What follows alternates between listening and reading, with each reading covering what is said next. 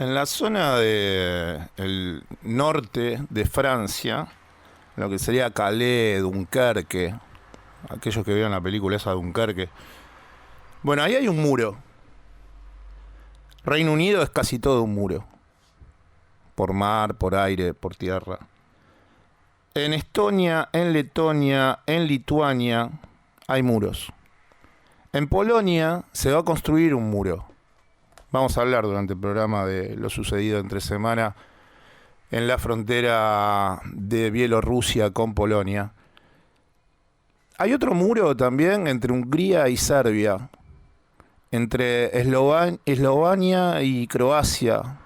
Entre Bulgaria y Turquía hay otro muro también. Entre Grecia y Turquía hay otro muro.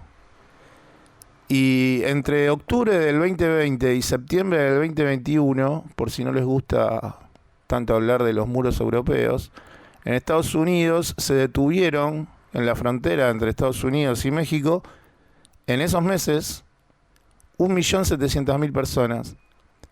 608.000 mexicanos, 309.000 hondureños, 279.000 guatemaltecos, 96.000 salvadoreños y más o menos 360.000 entre haitianos y venezolanos. ¿Por qué voy con tanto dato y con tanta cosa? Porque el tema de la inmigración y de las migraciones también que realizan las personas es algo que está ahí y que ya nos estamos acostumbrando a que pase. Y cada vez es peor. Es en América, es en Europa. Hay fronteras también y muros marítimos. Está Ceuta, está Melilla. Está que no puedes entrar a Italia. Y pasan los años y cada vez la situación es más pauperizante para las personas. Todos estos son muros proyectados, muros que se van a hacer, muros que ya están hechos. Muros que en definitiva nunca nos dicen lo penoso que hemos construido como sociedad. Y a dónde nos lleva la desigualdad de este capitalismo que no tiene ningún tipo de límite.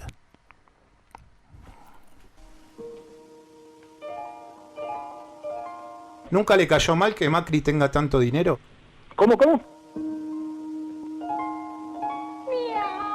A mí no me cae mal que la gente tenga dinero. Oh, hello. Señores, muy buenos mediodías. Este programa se llama Pasado Valores y se emite por ahí en 1420 con vos. ¿Quién les habla? Es Marcelo Aymar. Marcello, where are you? Bueno, la verdad no entiendo muy bien todo lo que decís. Yo lo que te digo es esto, hablando en concreto. Where did it go for that milk? Si el sector agropecuario siempre estuvo cuestionando a los gobiernos, si se puede decir, peronistas, es porque las medidas que han venido desde el peronismo siempre estuvieron en detrimento de lo que es la producción agropecuaria. My goodness. No nos olvidemos que China hoy es el segundo socio comercial de la Unión Europea. Otra vez. Este año hay parlamentarias. Pero cada 2 años hay parlamentarias. Tiene que ver con la deforestación y con los cambios que hubo en el suelo. De ahí viene esta reducción en picada de la biomasa que tenemos en el planeta. ¿Y alguien sabe por qué me viene a mí tanta bioinformación? ¿Alberto Fernández me escucha? ¿Alberto Fernández? ¿Alberto Fernández me está escuchando ahora nuevamente? Sí, ahora sí. Bueno, genial. Disculpa, pero estoy manejando Sí. y me parece que estamos en zona de turbulencia. Y después me decís que buscas tranquilidad. La pareja por algo se llama pareja, porque debe ser pareja, ¿verdad? Le quisieron echar la culpa a los runners. Al aire, vamos. Aire. Aquí comienza Pasó a Valores, el instante previo a pensar que lo habías dejado ahí. Esta no era la idea. Mi idea era llevarme a mi hijo a mi casa. Yo me lo quería llevar a mi casa, tenía todas las esperanzas, pero bueno, la policía me lo mató. yo no voy a descansar hasta que ellos paguen lo que le hicieron a mi hijo, porque nos arruinaron la vida. Yo ahora cómo sigo. Yo no puedo ahora, tengo 2 hijos y no tengo fuerza para nada. Yo no puedo entrar a mi casa y no encontrarlo. O que me diga, mamá, mañana entreno, mamá, vas a ir a verme jugar. Ustedes me destrozaron la vida. Me lo mataron. Me lo dejaron todo entubado, moreteado, con 2 balazos en la cabeza. Así que lo único que quiero es justicia, que mi hijo ahora descanse en paz. Le quiero agradecer al hospital, a todos ustedes. Muchísimas gracias. Lo único que quiere es justicia. Como si alcanzase algo, porque termina siendo como casi un lugar común dentro del dolor. Ya sé que tiene que haber justicia, pero hay cosas que no reparan la justicia. Está bien, en un Estado de Derecho tiene que haber justicia, las personas tienen que ser detenidas, que los están yendo a buscar en estos momentos, a los 3 policías asesinos.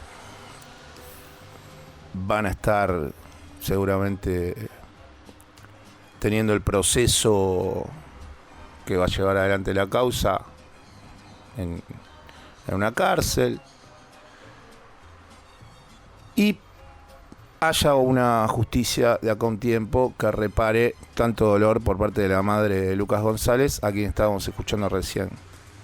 Lo que yo decía va más allá, que es, sí, está muy bien que haya justicia, que se pida por la justicia, que se logre, pero para la mamá y para cualquier persona que pierde un hijo o un familiar, eso repara, pero sigue estando ahí, ¿no? Y más cuando sabemos que fue algo que podía evitarse desde todos los lugares. Pero la sociedad que hemos proyectado, que hemos armado, en la cual vivimos, es una sociedad que si sos morocho, si sos negrito, si vivís en un barrio humilde, si te vestís de determinada manera, para otros ciudadanos en donde están las fuerzas de seguridad, creen que sos sospechoso. Entonces es muy difícil que no se pueda abordar este tema sin que haya un acuerdo político. Recién cuando estábamos armando el programa con Florencia, la productora de este programa, me decía, che, estaba pensando todo el tiempo mientras pasaba lo de Lucas y los testimonios y lo que decían en los medios de comunicación, en el kiosquero de Raúl Mejía. Son casos totalmente distintos, pero son 2 muertes que podrían haberse evitado. Una es mucho más grave, la de Lucas. ¿Por qué? Porque es violencia institucional.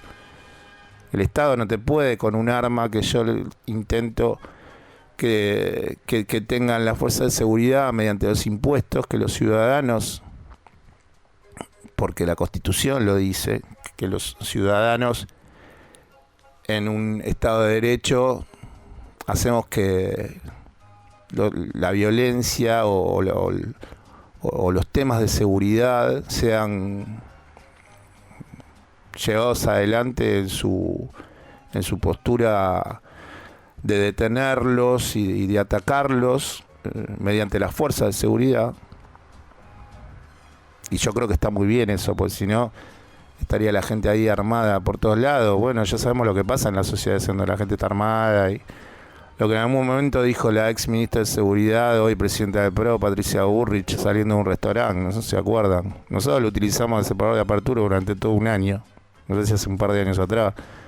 Bueno, si querés estar armado, está armado. Si no querés estar armado, no querés estar armado. Bueno, terminan mal las sociedades de ese modo. Pero también nosotros estamos yendo a un sendero en donde terminamos mal.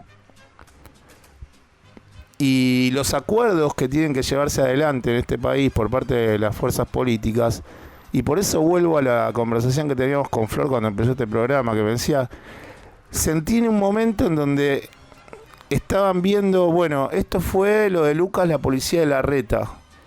Y lo del kiosquero de Ramos Mejía fue que la policía no patrulló la zona o se llevó adelante también un asesinato que podría haberse evitado si había mayor seguridad en las calles. No son iguales, reitero, no son iguales los hechos. El caso de Lucas González es infinitamente superior en el nivel de daño, porque lo mata el Estado, lo matan las fuerzas policiales del Estado. En el otro caso, no. Fue una persona que era un delincuente y que cometió un asesinato. Ahora, lo que sí nos termina haciendo ruido es que el problema persiste. Y ese es otro lugar en donde la política no se sienta y acuerda un sistema de seguridad nacional, por sectores, que tengan algún tipo de la fuerza de seguridad, la policía, un adiestramiento o un salario que como sucedió el año pasado, que la policía bonaerense se quejaba porque la policía de la ciudad ganaba más salario y del que ganaban ellos, y saber desde qué lugar se va a atacar los problemas que tienen que ver con la seguridad. Ese es otro punto que tampoco sucede. Y cuando uno analiza lo de Lucas y el dolor de esa madre, lo que termina sucediendo es que vos decís, bueno, pero esta gente, ¿no? Estos policías asesinos, ¿qué hacían de civil en un auto persiguiendo unos pibes? Que es un hecho aislado, es una dinámica que sucede recurrentemente. La policía de la ciudad hace esto en estos momentos, obviamente que ahora no lo va a hacer, porque voló todo por los aires, pero pasa eso a la noche. Uno ya es grande, ya no sale tanto por la noche, tarde, pero pasa, marcan gente. Si son morochos, si vives en un barrio humilde, si estás caracterizado por lo que sería la vestimenta motochorra, ¿estás en problema? Bueno, le salió mal.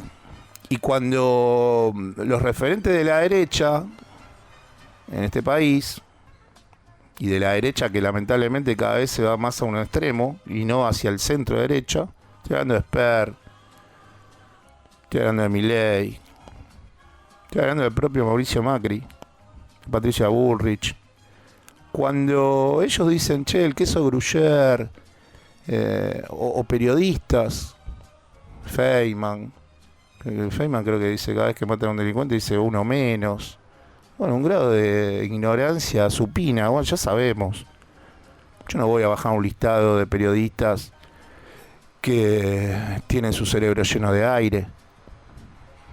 Pero la gente sabe quiénes son, quiénes meten ficha, quién no bancan una, quién divide a la sociedad, quién no entiende que los problemas de seguridad tienen que ver con un acuerdo, tienen que ver con comprender que hay falencias en los niveles educativos de las personas, en la precariedad a nivel laboral.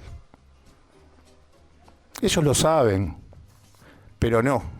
Entienden que la educación tiene que ser algo, como decían hace algunos años atrás, ¿no? ¿Para qué vas a estudiar, la ex gobernadora María Eugenia Vidal? Si total los pobres no llegan a recibirse. La estigmatización al pobre.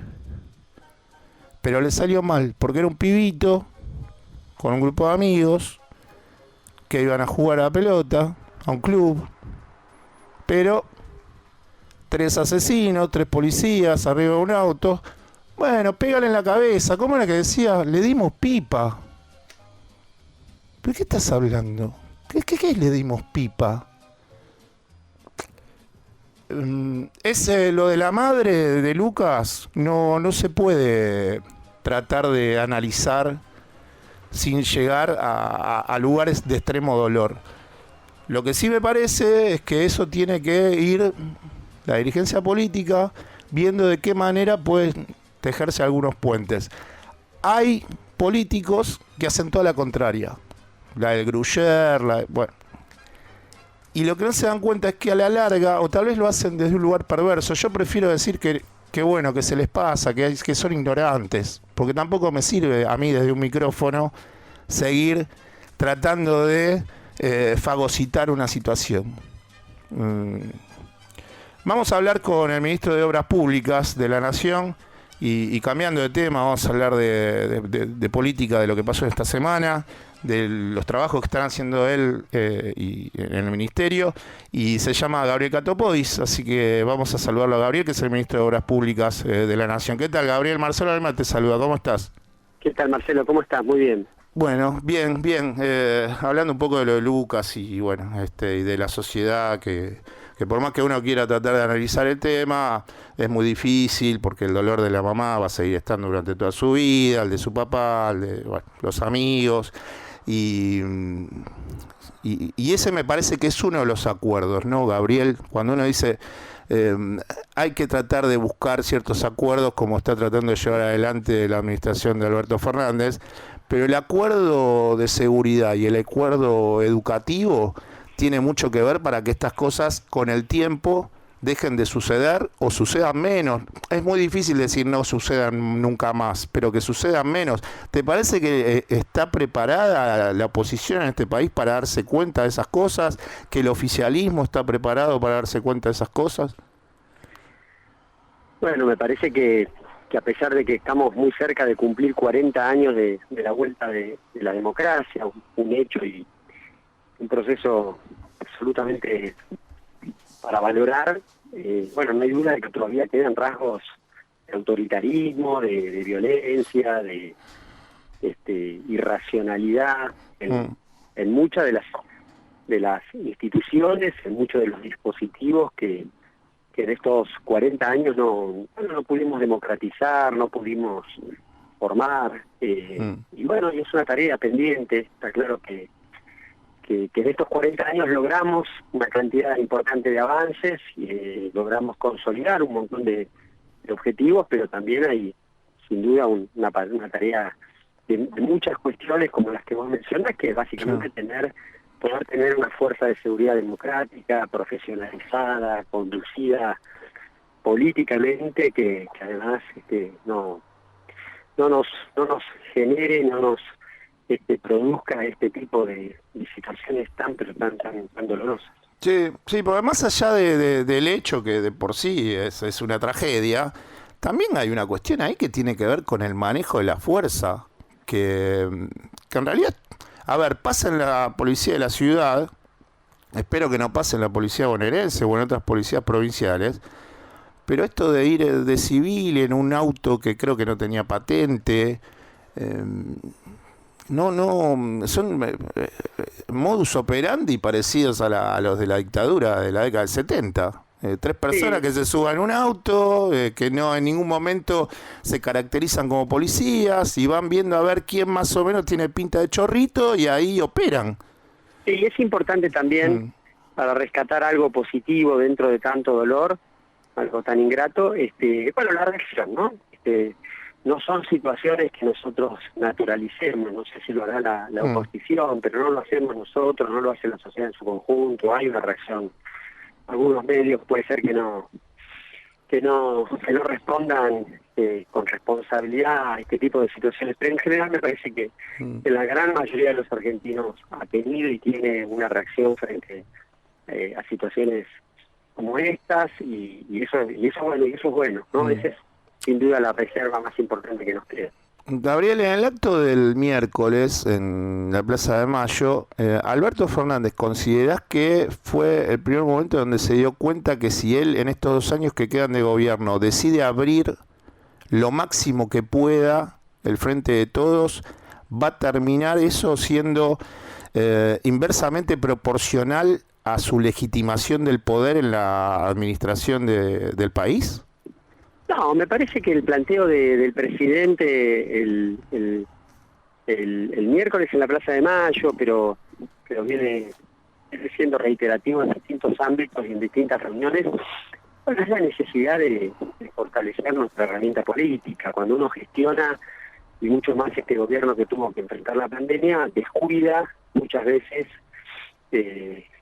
la estructura política, la organización política, la posibilidad de dotarle a esa herramienta política partidaria, que en nuestro caso es el Frente de Todos, de la dinámica, del volumen, también de la participación, ¿no? Y nosotros tenemos que ampliar la participación, tenemos que sumar más sectores, tenemos que expresar a una parte de la sociedad que tal vez todavía no podemos expresar, y para eso, por supuesto, que tiene que haber herramientas, instrumentos, reglas de juego, condiciones que hagan atractivo, que hagan del Frente de Todos algo realmente interesante, ¿no? Y bueno, y la posibilidad de elegir a los candidatos en una gran paso, que todos puedan participar, que no haya ninguna candidatura en la Argentina del Frente de Todos que se decida por el dedo de nadie. Me parece que bueno, que también habla de participación política y de legitimidad. Sí, no, yo creo que, bueno, nosotros estamos totalmente convencidos de eso, pero me parece que también la persona o el referente, el líder, en este caso el presidente, que lo va a llevar adelante, si realmente se empeña en ese desarrollo, indirectamente termina siendo beneficiado políticamente, porque la gente va a ver que hay un presidente que realmente no solamente dice lo que dice el miércoles en la Plaza de Mayo, sino que después lo lleva adelante en la práctica, y eso sirve tanto para dentro del Frente de Todos como para afuera, para el ciudadano que no está partidizado, pero que vota opciones que intentan ir por esos lugares, porque me parece que también desde Juntos por el Cambio han generado procesos de interna que a la larga les fueron fructíferos. Sí, es también tener una mirada más grande, ¿no? Es entender que no es desde cerrarnos, desde achicarnos, cómo vamos a construir la fuerza política que necesita, y es también entender que lo que viene en la Argentina va a requerir de una fuerza política movilizada, de un Frente de Todos mejor organizado y de mayor participación, y de una fuerza que además no solamente se hable entre sí, entre políticos, sino que fundamentalmente todos los días conecte con los problemas de la gente, todos los días entienda y represente lo que le está pasando al ciudadano a pie. Muchas veces la política queda bueno, hablando entre cuatro paredes, muchas veces tenemos una agenda que mira más cuestiones partidarias, y nosotros tenemos que entender, bueno, que la gente está con expectativa, que está con necesidad de que podamos salir adelante, que confía en que Alberto sigue siendo la persona y el Frente de Todos el espacio que puede sacar esta Argentina adelante, y esa es la tarea más importante que tenemos estos próximos 2 años.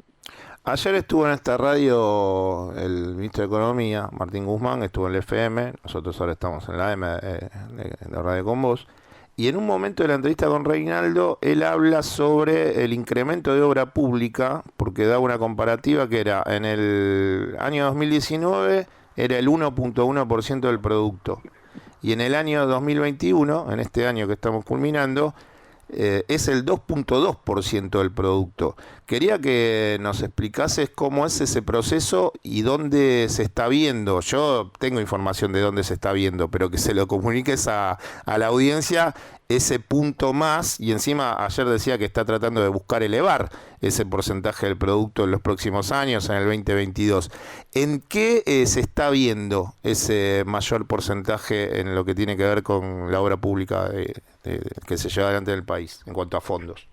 Mira, cuando llegamos al Ministerio el 10 de diciembre del 2019 había 318 obras, de las cuales el 70% estaban paralizadas. Hoy hay 3.000 obras en todo el país, están todas activas, estamos terminando rutas, acueductos, obras hídricas, obras que además en estos 2 primeros años estuvieron con un esfuerzo repartido, porque tuvimos que dedicarnos también a construir hospitales que no había para la pandemia, pero que hoy claramente están muy orientados al desarrollo y a la necesidad que tiene la Argentina de mover su economía. Entonces, te podría mencionar que en cada provincia y en cada región hay un corredor vial, hay una ruta importante, de esas que mueven la economía del lugar, que está en obra o que se está terminando, la autopista Presidente Perón, 12 municipios, 80 kilómetros, de Merlo hasta La Plata, en plena obra, la 11 y la 56, que la van a disfrutar seguramente muchos argentinos cuando vayan a la costa en este verano, está terminada, y eso permite también, por supuesto, seguridad vial para el descanso de todos esos turistas, y acueductos y obras hídricas que achican una brecha, ¿no? La pandemia puso sin duda en evidencia las necesidades que tenía la Argentina y que tiene la Argentina de agua, de cloaca, y allí estamos trabajando para que en Chaco el segundo acueducto de Resistencia permita que toda esa provincia tenga muy pronto el 100% de agua, o el Canal de la Patria en Santiago del Estero. Esas son de las obras más importantes, Gabriel. Si vos tuvieses que decir en este momento 3 obras o 4 obras de las más importantes, porque yo ahora quería hacerte una pregunta sobre una en específico que se está haciendo en la provincia de Buenos Aires, pero a nivel sacando a la provincia de Buenos Aires, que por población tiene tal vez una obra de mayor infraestructura. Nosotros tenemos 3.000 obras de todo tipo. Muchas de esas obras son de cercanía, mejoran el día a día del vecino, porque llegan con el agua, con la cloaca, con el pavimento, con el cordón cuneta. Yo me estoy yendo a Humahuaca este fin de semana, el que viene, para recorrer, y a Pumamarca para recorrer obras que se están poniendo en marcha. Los 2.300 municipios de la Argentina tienen hoy obra pública o están en camino a tenerla, y en cada caso, como te decía, mejora la calidad de vida, pero dentro de esas 3.000 obras tenemos aproximadamente 100 obras que son las que son estructurales, ¿no? El peronismo se reconoce en obras grandes, en obras de infraestructura que son bisagra, que mueven la aguja, y en el caso nuestro, claramente que definen las condiciones de desarrollo para el país. ¿Qué necesita la Argentina en los próximos 15 años? ¿De qué manera esas 100 obras que te digo son grandes obras de infraestructura modifican la matriz, o porque van a aportar mayor energía, como puede ser Chiburido en Neuquén, o porque van a permitir conectar distintas economías regionales con algunos de los puertos, como puede ser la ruta 22 también en Neuquén, o la ruta 40 en San Juan y en Mendoza. Yo te iba a preguntar que me expliques sobre la planta Riachuelo, que me parece que es la obra que tiene mayor capacidad de gasto en este momento. Creo que son algo de 37.000, estoy mirando acá el mapa de inversiones, ¿no? 37.500 millones de pesos, una cosa así. Y eso es una planta que es por el tema de agua y cloaca para el conurbano, para la zona sur del conurbano. Sí, básicamente el sistema Riachuelo es la posibilidad de tomar agua y de tomar agua del Río de la Plata, y poder abastecer y generar un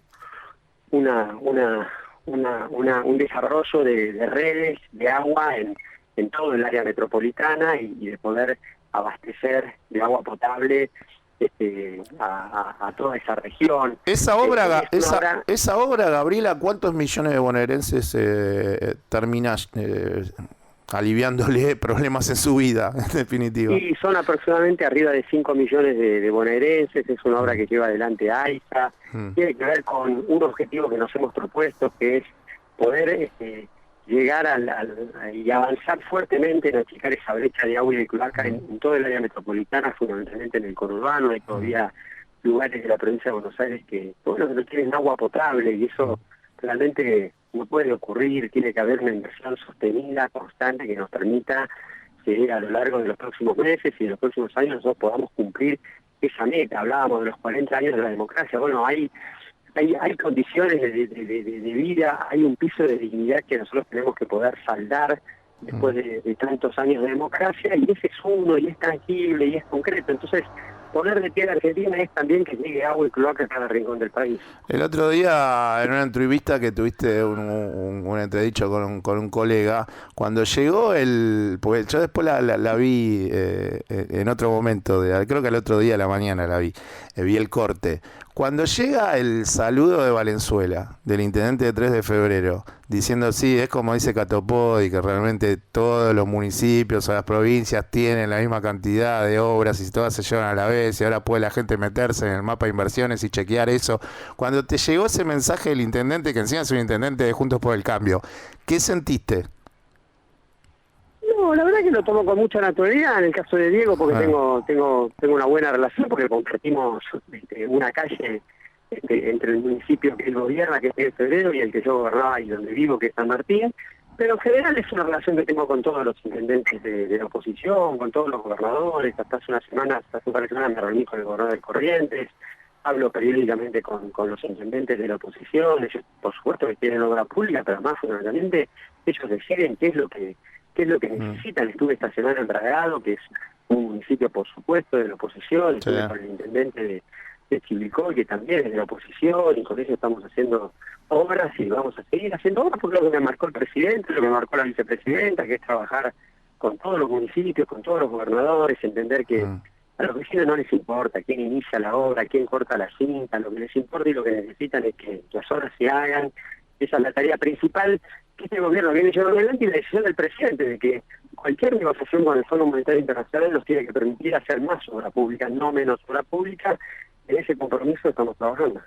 La relación que tenés con el Ministerio de Obra Pública, ¿fue algo que se pensó con Alberto en su momento? Porque me parece que es de los ministerios que ha tenido siempre un trabajo progresivo, beneficioso, ¿no? En cuanto también al armado de los procesos, que uno pueda llegar a ver la información. ¿Cuál es la relación que tenés con la obra pública? ¿Te eligió Alberto previamente? ¿Esto se hablaba? Estoy hablando de en este momento también en una administración que en algún momento sí dijeron hay funcionarios que no funcionan.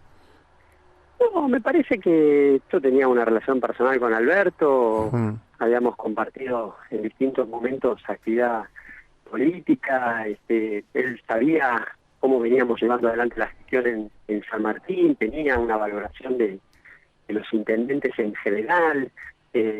Bueno, a mi integración al gabinete después se sumó la de Ferraresi, se sumó la de Juan Zabaleta. Me parece que ahí también hay una referencia muy clara de la necesidad que tiene Alberto y este gobierno de poder avanzar con la mayor velocidad posible en concretar esta agenda, y en el caso nuestro y en el caso del Ministerio de Obra Pública, definitivamente con un carácter federal, definitivamente llegando, como te decía, a cada rincón, pero fundamentalmente hoy más que nunca invirtiendo en obra pública en función de poder proyectar el desarrollo de la Argentina. Nosotros salimos de la pandemia y eso nos tiene que permitir proyectar, mirar un poco más lejos, y siempre el peronismo, como te decía, se reconocen grandes obras, y esas grandes obras son las que tienen que darle a la Argentina, a la economía de nuestro país, el músculo suficiente para poder mejorar, consolidar un crecimiento, una recuperación que viene ocurriendo, pero también una recuperación que se tiene que convertir todos los días en salarios dignos y en trabajo genuino. 200.000 puestos de trabajo hoy representa la obra pública en la Argentina, y todos los días, todos los meses, ese indicador viene creciendo. Gabriel, muchísimas gracias por estos minutos, nuevamente, gracias. Y bueno, buen fin de semana y te mando un saludo.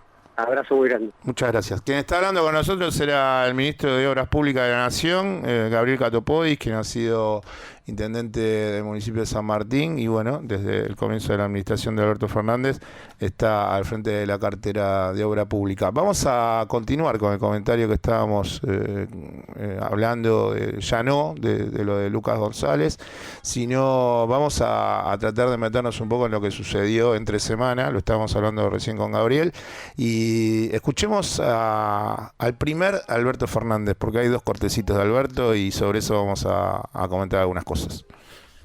He pedido que en este tiempo que se inicia algunas políticas básicas podamos construirla entre todos, también con los que no piensan como nosotros.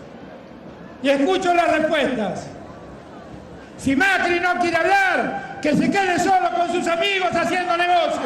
No hay problemas.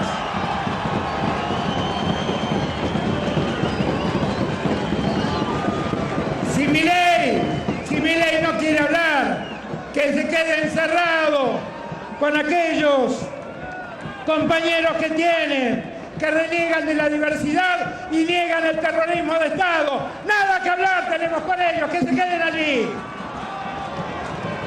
Pero creo que dentro de la lógica del diálogo y dentro de la oposición anidan mucho en la vocación de construir juntos este país que hace falta que se ponga de pie de una vez y para siempre. En Larreta anida. Vidal anida. Lo que para el presidente Alberto Fernández sabe que es medio difícil que anide es en Mauricio Macri y en Milei.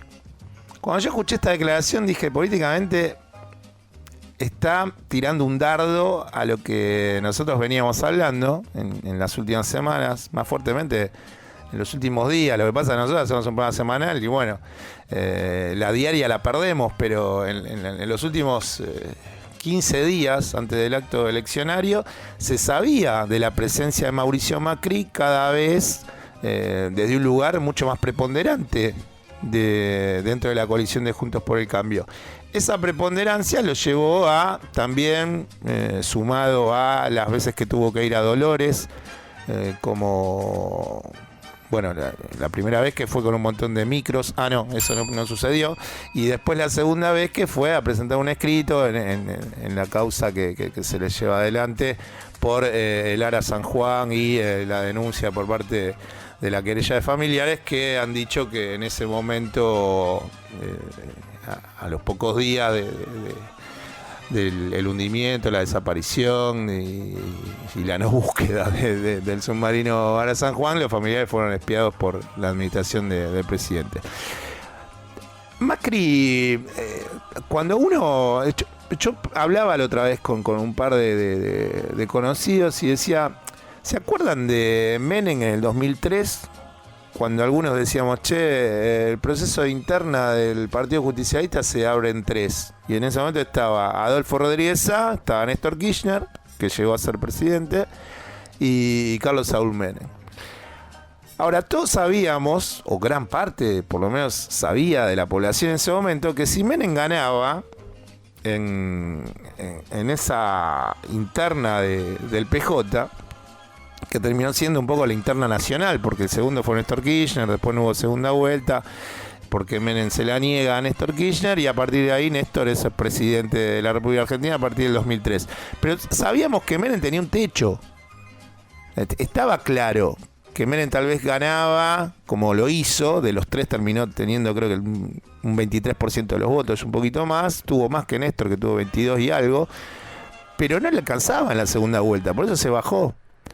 ¿Y por qué hago este paralelismo? Porque yo considero que a Macri, en el 2023, si ya escribiste el primer tiempo, vas a ir a buscar el segundo tiempo, Mauricio. Vas a hacer todo lo posible para ir a buscar el segundo tiempo. Y vas a tratar de convencer a los que dañaste durante tu administración, que es el establishment de la República Argentina, para que se queden con vos y no se queden con Larreta. Pero vas a hacer todo lo posible para candidatearte a presidente en el 2023. Por más que te digan, Mauri, no llegás. Por más que la hechicera baje fluvios. No va. No. Ahora, este proceso al expresidente Macri, ¿él lo va a transitar por adentro de Juntos por el Cambio?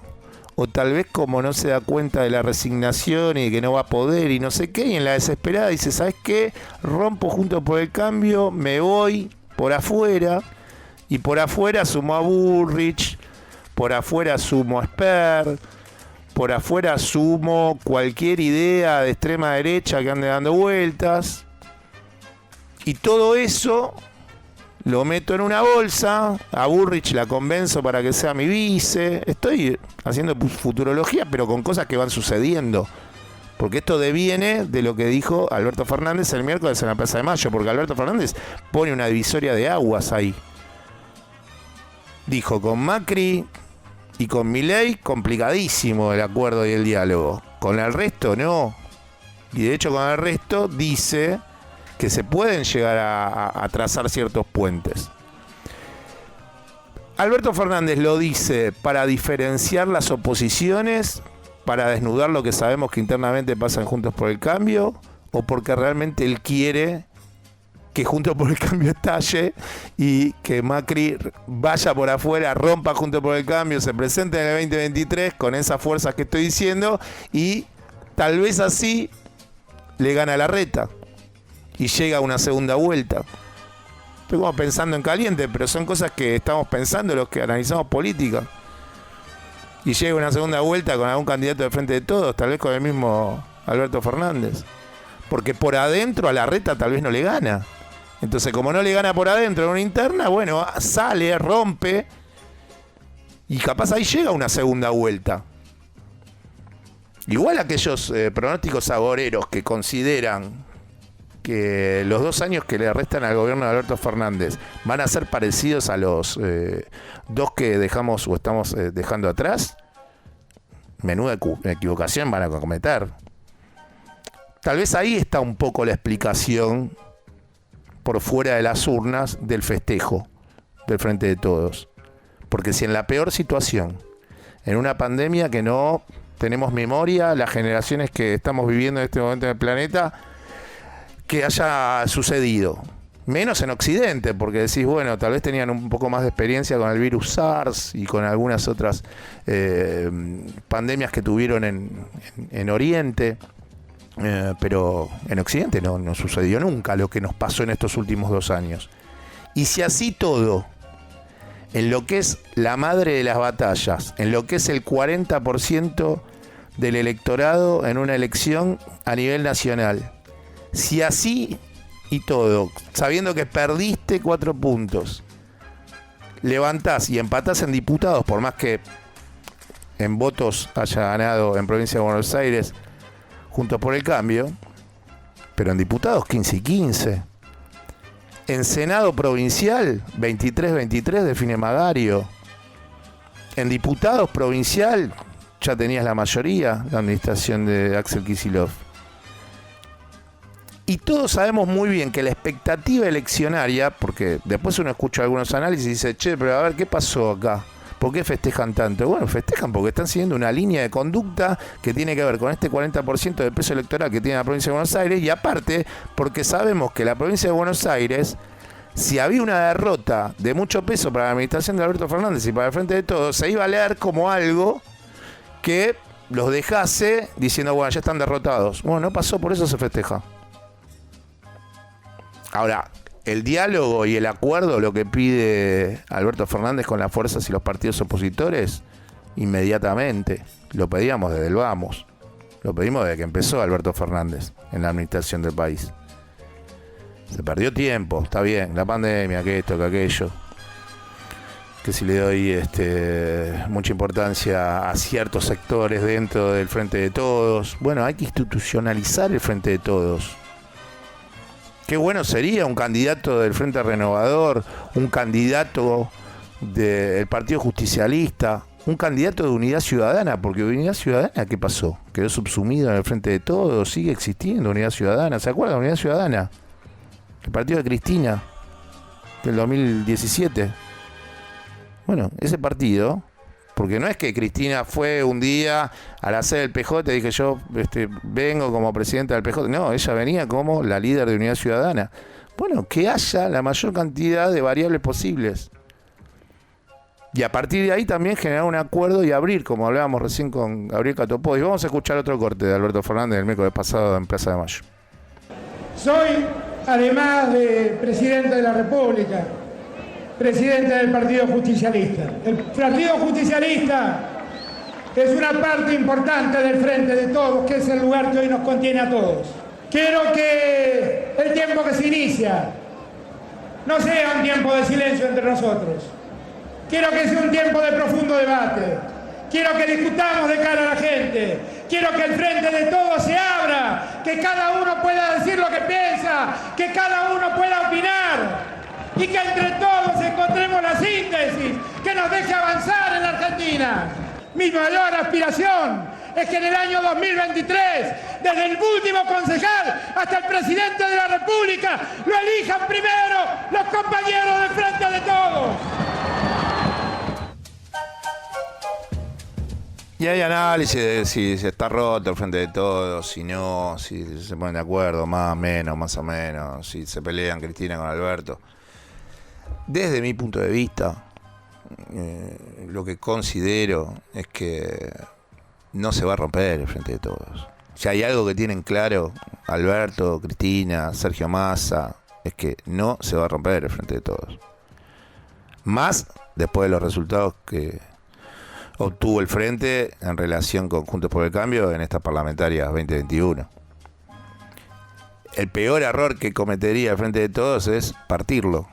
Ahora, qué perspicaz Alberto Fernández diciendo Macri, Milei por un lado, los otros son dialoguistas, cómo intenta acumular desde un lugar en donde capaz se tira a romper, ¿no?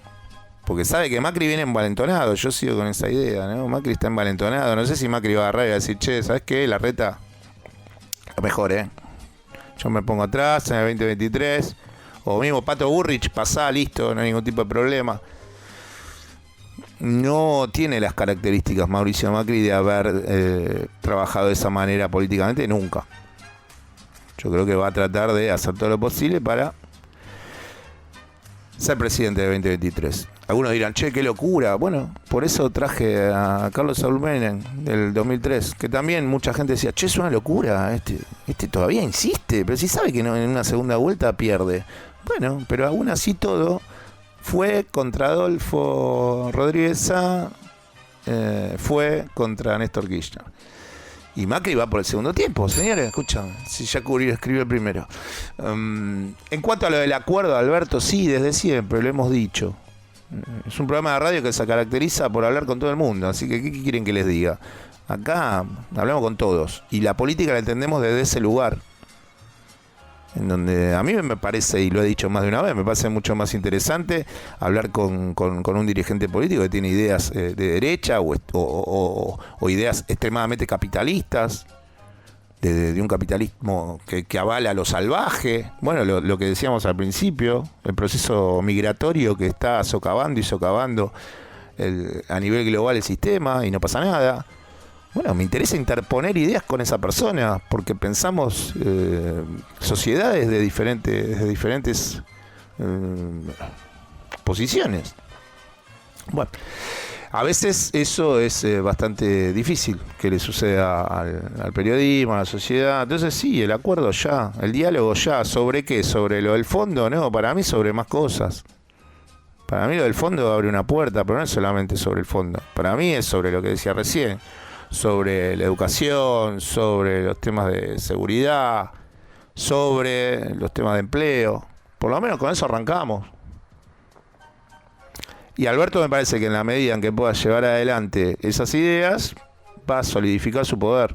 Hacia adentro y hacia afuera de Frente de Todos. Lo que dejó en claro estas elecciones y este proceso eleccionario es que creo que dejó muy expuesto la estrategia equivocada de Alberto Fernández, ¿no? De no decidirse si un día se cerraba con el Frente de Todos y con la versión más fuerte, porque todos sabemos que la estrategia del dedo y la estrategia de no haber llevado adelante un proceso de internas fue mayoritariamente de el cristinismo, el kirchnerismo dentro del Frente, que no permitía esos procesos de internas. Si Alberto comprende que las elecciones las ganan aquellos independientes que votan por el centro y que después se arrepintieron haber votado en el 2015 a Macri y por eso en el 2019 lo eligieron a él, y aparte sentarlos, exponerlos, lo que pasó el otro día, lo que dijimos más de una vez, lo que dije acá en la última vez que charlamos con Eduardo Valdés. ¿Por qué el presidente no le dice a la oposición estoy dispuesto a dialogar y lo lleva a un rincón en donde lo único que tiene que tratar de suceder en ese rincón es el diálogo, el acuerdo, el llegar a trazar ciertos puentes? Porque ahora Larreta, Vidal, Lustó, Mario Negri, lo que quieras, Ritondo, Juez, todos ellos tienen que definir qué van a hacer con este pedido de acuerdo del gobierno. Y también ellos saben que si le dicen que no al gobierno, están generando una actitud que no suma para nada. Cuando el pueblo argentino en las parlamentarias ha llevado a niveles, tanto en el Parlamento, en las dos cámaras, en la provincia de Buenos Aires, a decir, che, pónganse a hablar, ya está. No hay que tratar de seguir empiojando la situación. Vamos a escuchar un poquito de música. Estamos acá con Agustina Pérez Huerta, que se la dio en la nuca Agustina Pérez Huerta, porque ha salido allá en la noche y bueno, viene con pocas horas de sueño, ¿no, Agus? No, bueno, pero con toda la energía de siempre, porque... Con la vende bien. ¿Viste? Me vende muy bien, En el piso, diciendo, no, le estoy pasando bárbaro, aunque la gente se vaya del lugar. Vamos a escuchar a una banda con un tema que hace mucho que no escuchamos. En este sábado aquí en AM 1420, estamos haciendo Pasado Valores. Nos quedamos hasta las 13. ¿Qué es esto? Escuchamos Just When You Were Thinking Things Over, de Charlatans. Así es, los Charlatans para todos ustedes. Pasó a Valores. La explicación entre la realidad y lo que te hubiese gustado que pase.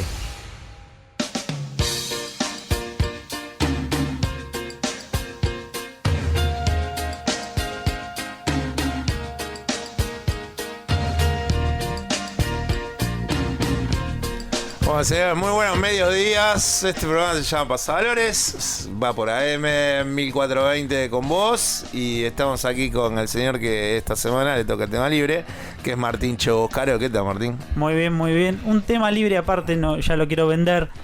¿Viste cuando algo podría ser y no es? Podría haber sido una historia de deportes. Sí. Dije, no da para deportes, pero esto vamos, tema libre. Entonces ahí ya te lo vendí, mira, para que veas que podría haber sido una cosa y mutó. ¿Qué expectativa tenés, Agustina, del tema libre que nos trae Martín Choboscaro? No sé, me dejó pensando porque ya hace varios fines de semana que vine trayendo columnas que, según Flor o según otras personas, no son tanto de deportes, como esto de los globistas, ¿no? De los que juegan el Mundial de los Globos. Claro, hay Así algo, que hay una creo que está búsqueda. reafirmando el criterio para decir, no lo llevo como columna, lo llevo como tema libre. Bien, Hay una búsqueda. está él. Y ¿Está? Si yo digo está o escucho hay olas. una voz en el teléfono, vos probá y sorprendete, dejate llevar. Escucho olas. Bueno, ustedes saben que cada fin de semana largo, es más, yo creo que los fines de semana largo se han creado por él. Para él, Alberto. Solo para él. Se han creado por él y Andy. y claro, la audiencia sabe que fin de semana largo, dícese en la definición de cualquier diccionario, Andy Catalini, claro, me coy el mar. Andrés Catalini, ¿cómo le va? Buen día. ¿Qué tal? ¿Cómo les va? Muy buenos días. Mira qué feliz, qué florido que aparece, Sí. relajado, ya descansado. Estamos en zona de turbulencias, como dicen en el comienzo del programa, pero se escucha bien, creo. Escucha, ¿estás en hojotas como Dani Alves en su presentación nuevamente en el Barcelona? ¿Ya estás en modo playa? No, todavía no, pero ya estamos en eso justamente, sacando las zapatillas, pasamos a ver el mar y estamos en esa recorrida, que es la recorrida de la bienvenida. ¿Qué es la recorrida de la bienvenida? ¿Qué es la recorrida de la bienvenida? No, familiares, amigos, ahí, ¿no? No, la recorrida de la bienvenida es cuando vos llegás a Claro Mecó, le contamos a la gente por la ruta número 73. Sí. La gente ya va gritando Catalini, Cata, Claro, volviste. claro. No, pero vos ingresás por ruta 73, tomás la avenida principal, que es como parte de la ruta, y de ahí desembocás directo al mar, haces 10 cuadras y te vas directo al mar. Le cabe Entonces, el tránsito, ¿eh? En algún momento ese currito manejalo, Cata, te puede ir bien, con el estado del tránsito, sí. Bueno. Ahí una vez que vos tomás la avenida principal, rotonda y mar. Rotonda directamente. Y mar. ¿Vos te emocionás? Entonces, Cuando vos ves esa imagen, ¿te emocionás? ¿Llega a correr algún tipo de lágrima por la mejilla? Claro, digo, no es emoción directamente de la lágrima, pero sí hay como un frío por todo el cuerpo que vos decís, Volví a mis querencias, volví a mi lugar. ¿Te pasa eso, no? En el micro, en un auto particular. Te impacta un poco ver el mar, siempre te impacta ver el mar, incluso para aquellos que ya lo conocemos. Es muy marrón ese mar, ¿no? Sí, es cierto, porque es mar abierto, entonces no mueve mucho, no es que Grecia. Vendelo mejor. Está bien que vos lo quieras vender, bueno, somos todos argentinos, provincia de Buenos Aires, sur, todo bien, pero digo, a ver, no estábamos hablando de una cala en Mallorca. Tal cual. Es un digamos, azul verdoso, se podría decir. No. Todos hemos recorrido esas playas y no le invitamos a la audiencia que vaya, está muy bien, pero el mar es marrón.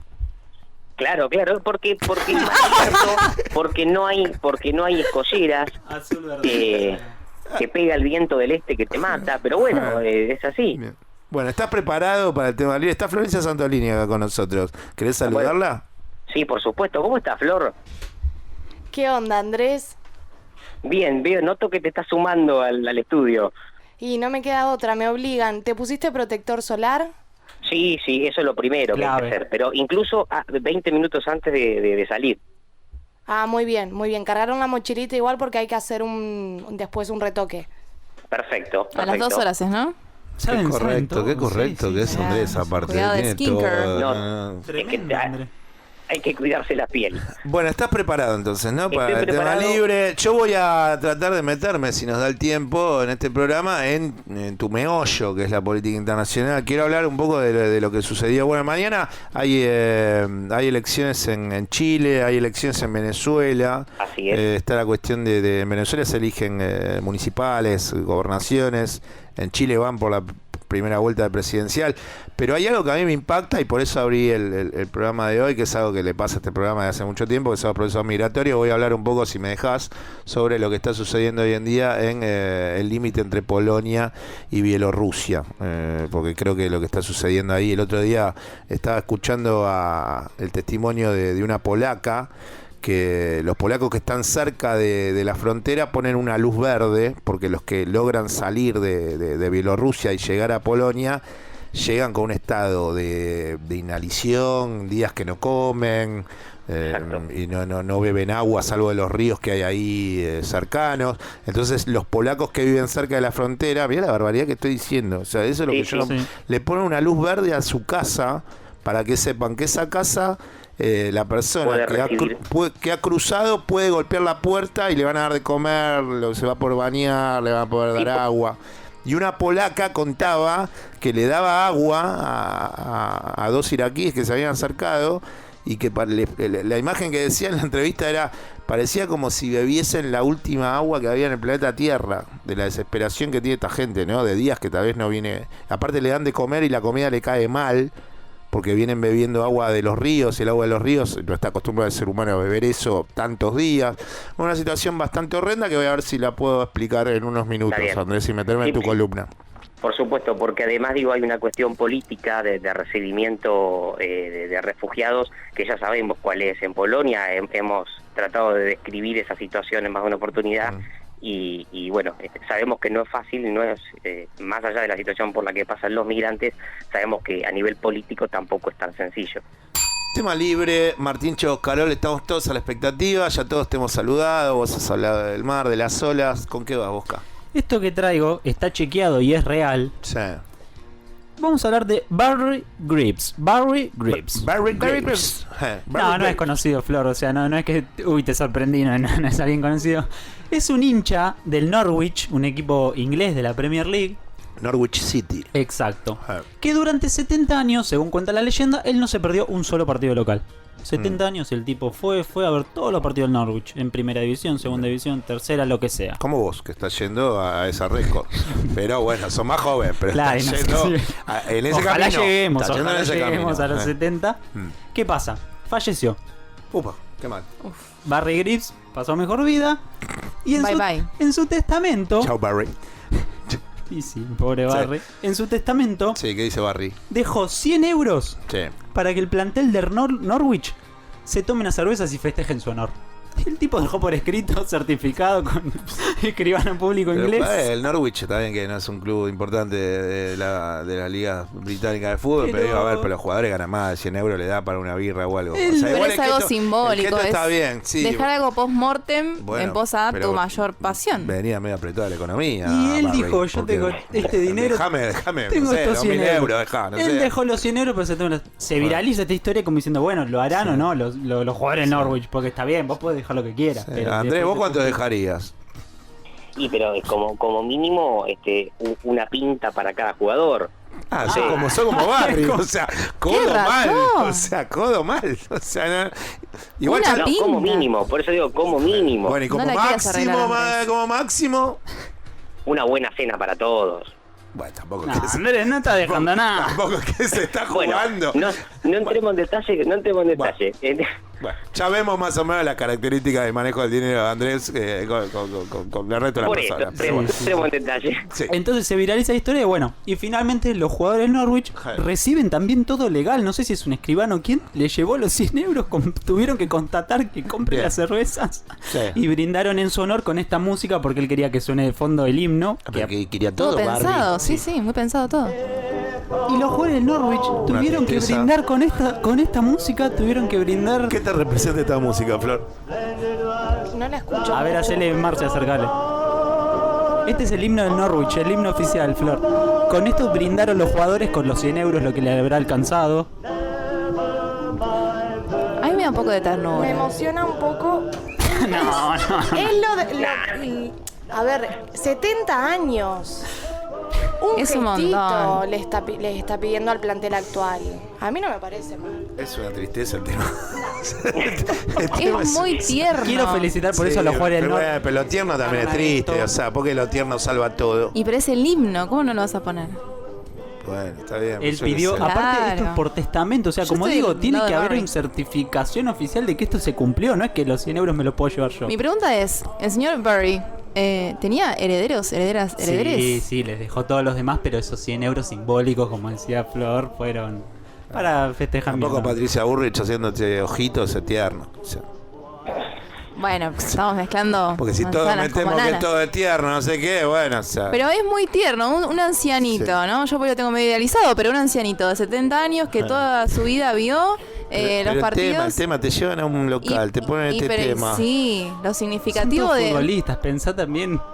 Pero el futbolista tiene corazón. Bueno, falta que haya por debajo en la tele un desalojo de crónica, o sea, ya Para con ustedes, la ¿qué pinta, música o sea, tendría que haber estado para Sí. ustedes? ¿Qué música se puso algo más usted? festivo, no sé, Claro, algo del momento, si quieren que festejar. Barry sea más amplio. Ponemos Tini. Muy clásico Barry. Pero bueno, nada, ¿a qué viene el tema Entonces- libre? Nos estamos perdiendo mucho Entonces- en lo que hizo Barry, no en el tema libre. Pongámonos Sí. un poco en el lugar de Barry y es... Sí, nosotros- debajo tierra. No.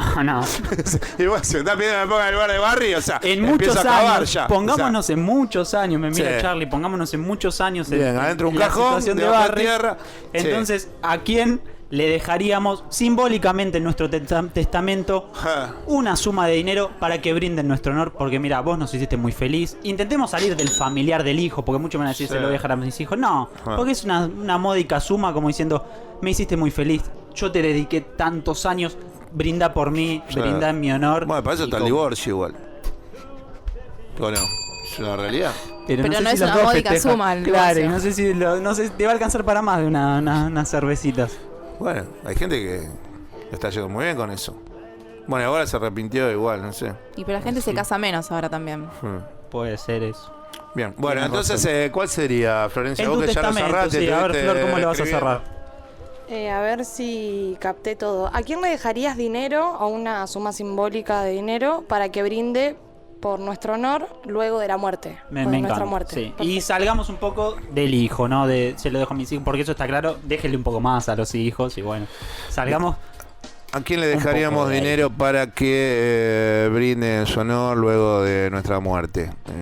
¿A quién le dejaríamos dinero? Bueno, Cata, vos, ¿cómo la ves con esta? No, y estaba pensando, la típica sería, le dejaría honor a mis amigos para que vayan a celebrar, digo, porque viste que como que la muerte un poco también es parte de la vida, entonces que vayan y que celebren. Capaz si tienen en- tu edad, les terminan estando un poco con vos y tienen que ir dejando. Claro. Y después que yo, por ejemplo, acá, viste que... Igual no en le el interior- dejarías dinero, vos le dejarías fotos, le dejarías momentos tuyos, No, no sé, no, algún boleto pero- de, no sé, de Bondi cuando estaba la sube. Pero No sé qué si, bueno no sé sería si decir, da bueno, dinero, no sé si llegas a ese desprendimiento. No, sí, lo que pasa, por ejemplo, estaría bueno dejar una buena cena paga para todo el grupo de tus amigos en un lindo lugar que vos sepas que ese lugar va a estar. Pero hay cenas y cenas. Hay cenas que son sushi y cenas que son... No, pero Andrés no lo Un pude super pancho. Bueno, entonces, Estamos, no, hablando, ¿sabés qué? estamos hablando de 30 lucas, Andrés. O sea, Bueno, gente que por te eso, acompaña pero- durante toda tu vida. O sea, Por eso, pero no, ¿sabés dónde pagaría la cena? ¿dónde? En esa cabaña en donde hacen la cena de velas en Bariloche. 60 Viste que lucas. los 60 chicos lucas. cierran. No deja de pero ser una porque- cena, Andrés. pero tiene una quien desarrolla esa cena de velas, la desarrolla con todo. Te la defiende a pleno. Porque la desarrolla todo con un contexto con mucha emoción, desconectados completamente de la luz eléctrica, digamos. Hay como un contexto. Con velas hace sentido el look. O sea, una experiencia más allá de la cena en sí, es una experiencia. Vos, Agustina. Exacto. ¿Qué? ¿A quién le dejaría dinero simbólico? Yo a ustedes, ya me Post-mortem. anticipo. Se lo dejaría No, a ustedes. no. ¿Por qué no? También lo iba a decir. Bueno. Ay, cuánto amor. Bueno, yo le dejaría a ustedes, ya nada, es así. Pero bueno, Agustina, lo tuyo. Y no sé, ahora digan ustedes, no sé, me quieren dejar afuera. Florencia que dijo, no, ¿qué? No, pero mi Flor tenía respuesta la era cara para de el que iba equipo a que decir pasó a Valores. Martín nos está pidiendo que nos corramos de la madre, el hije. Bueno, no hay hije acá. Y mi grupo de amiguis son varios grupos, no tengo tanto dinero. Entonces pienso, en este grupo ya muy consolidado, la cena de fin de año, por ejemplo. Podría cubrir ese gasto y ustedes van y festejan. Por mí, por ustedes y... Yo quiero ir al lagrimón porque como yo tuve tiempo de pensarlo. Sí. Ah, vos querés pegar abajo. Sí, porque no sé cómo se llama esta persona, pero lo tendría que averiguar. Cuando tenía 7 años, en mi primer partido de fútbol oficial en el club asturiano, metí 3 goles. No me los olvido más esos 3 goles. Y vinieron los jugadores rivales a felicitarme, porque cuando sos chico pasan esas cosas, después de grande te ganan pedos, a puteadas. A felicitarme porque yo había hecho esos 3 goles y les habíamos ganado y les había gustado. Y era mi primer partido de la escuelita de fútbol. Así que se los dejaría a todos los chicos del Club Libertador, los buscaría como diciendo, mirá, ustedes no se van a acordar de mí, pero pasó esto. Brinden en mi honor, me hicieron muy felices en ese momento y me quedó marcado como que el fútbol es medio eso. Sí, es bueno sería eso. Algo así es bueno emotivo. como para abrirle una puerta a la audiencia. Porque yo me puse a pensar y sí, alguna persona que le podría decir, che, vos hiciste que capaz esa persona posible no se va a acordar, cosa en este momento, era importante para mí. Y bueno, los oyentes pueden empezar, tienen más tiempo que nosotros. Exacto. Ellos no están haciendo programas, sino que están básicamente criticándonos. Yo tuve más tiempo y pude diciendo, che, nada, esto, aquello no me gustó esto, me gustó mucho, voy a estar en un proceso de análisis. Agustina, ¿qué entonces? Yo creo que, ahora que tuve unos segunditos para pensarlo, tuve un profesor en una escuela de canto, se llama Francisco, y yo estaba estudiando una carrera que no me gustaba y gracias a él tomé el valor de dejar esa carrera y empezar a dedicarme a lo que realmente me gustaba, así que... ¿Él qué te decía como cantante? No. Él me decía, probá y mirá qué pasa. Es preferible probar y ver qué pasa a quedarte con las ganas. ¿Cuántos años? ¿Hace cuántos años? No, ¿cuánto estuviste con ese profesor de canto? ¿Un año y pico? Él era el director de la escuela de canto, yo estaba con otra profesora, estuve más o menos 5 años con esa profe y una vez tuve una charla con él y creo que fue una de las charlas más motivacionales que tuve en la vida. Claro, como que te dijo, todo bien, pero si seguís acá, tenés un techo, Agustina. ¿Te dijo eso? Una cosa así. No, al contrario. Me dijo, yo le comenté que estaba en duda si dejaba esa carrera o no, que no me gustaba. Y él te dijo, no, seguí. Y él me dijo, si a vos te gusta, mandale para adelante con lo que vos querés. Está bien. Es mejor probar y ver qué pasa a quedarte con las ganas. Y acá estamos. Bien. Bueno, Flor ya dijo más o menos. aparte de locutora sos cantante. Claro. Sí, es verdad. Flor ya dijo algo parecido a lo nuestro. Es lo que iba a decir yo. Bueno, es buena la de Martín. Voy a pensar un poco más porque abrió una puertita y está interesante. Me gustó ese anclaje de la persona que hizo algo por vos en algún momento y eso. ¿Y cuánto? No sé. ¿Plata le dejamos? Sí. Porque la pregunta es solamente plata, como Barry, ¿no? Como hizo... Hay que cubrir el gasto. Creo que igual no importa la suma, la respuesta es otra. Creo yo. Sí, yo un momento en donde ponga mucho dinero, no en el alimento, caso distinto al de Catalini, sino más bien en la producción del evento. Ok, la casa por la ventana. Me gastaría mucha plata en cosas que sorprendan durante la noche a esas personas. No tanto en vamos a comer sorpresas lomo con papas de no sé qué. Sí. En una experiencia más que en una comida en sí. Sí, una cosa por ahí. ¿Pero a quiénes? Bueno, por lo pronto ustedes. Menos Charlie, ¿no? Pero bueno, por lo pronto ustedes. Bueno, entonces, ¿a dónde se comunican los oyentes de Pasavalores aquí en AM 1420 con vos? Estamos preguntando qué. Estamos preguntando, ¿a quién le dejaríamos dinero para que brinde por nuestro honor luego de nuestra muerte? Y nos pueden responder a través de nuestro Instagram, Paso a Valores, o Facebook y Twitter, Paso a Valores, ok. Bien, Catalina, te dejamos. Bueno, disfrutar el fin de semana, pasarla lindo. Gracias, muchísimas gracias. Ustedes también, pásenla lindo. Y bueno, estaremos ahí escuchando. Bye, Cata, abrazo. Bye, bye. Un abrazo. Con nosotros estuvo Andrés Catalini, que está de viaje, que vuelve en la semana, fue a hacer algunos asuntos y además algo que no puede, que no suceda cada tanto, que es él y la arena y las olas y eso. Momento íntimo.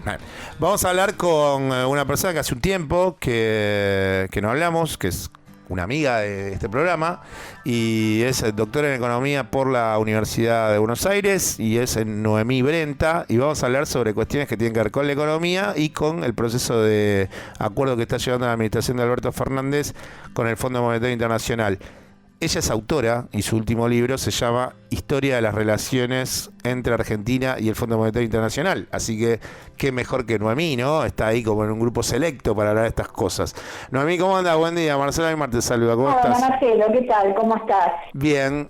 Voy a hacer, para el comienzo de esta entrevista, voy a bajarte una idea que yo considero que es muy importante para la cuestión del acuerdo y eso. Sí. El 7 de enero vence el acuerdo de precios del gobierno. Para mí, antes del 7 de enero tiene que haber una carta de intención y poder afianzar ese proceso de acuerdo entre el Fondo Monetario Internacional y la administración de Alberto Fernández. ¿Vos considerás que no está errada esta idea del 7 de enero? ¿Hay que apurarlo? Bueno, el propio ministro Guzmán dijo que quería cerrar el acuerdo antes de fin de año. Así que sí, me parece que lo que vos estás viendo es acertado. Pero esto no quiere decir sumarse a las presiones del apuro para firmar un acuerdo. O sea, sí, sería mejor tener un acuerdo, pero tener un buen acuerdo, ¿no? Entonces esa sería la idea. De acuerdo, sí es cierto que cuando vence el acuerdo con las empresas formadoras de precios y con los supermercados, etcétera, es necesario lanzar otra política, ¿no? Hacer otro acuerdo. De hecho, el gobierno lo que dijo fue eso, que va a sacar el congelamiento, pero que va a seguir con acuerdos, con una suerte de administración de precios. Vamos a ver cuáles son los instrumentos, ¿no? Claro, que debe acordar y el cumplimiento. Yo lo decía, Noemí, esto por el último tiempo, en donde hay tanta expectativa de los mercados, con la tensión que hay en el mercado cambiario, el tema del año 2021, que es la inflación nuevamente. Y si el gobierno no llega a mostrar algún avance concreto con el Fondo Monetario Internacional antes del 7 de enero, me imagino que esos sectores de poder van a decir, bueno, pero encima llegamos a este momento en donde nos piden que sigamos poniéndole un freno a los precios de los alimentos, a los precios que están en las góndolas, nos aumentan los costos y encima el gobierno no ha cerrado con el Fondo Monetario Internacional. Me parece que el gobierno sabe que eso es como una olla a presión que tiene como una fecha que es 7 de enero, sumado además a las críticas que en ese momento llevarían adelante líderes de la oposición.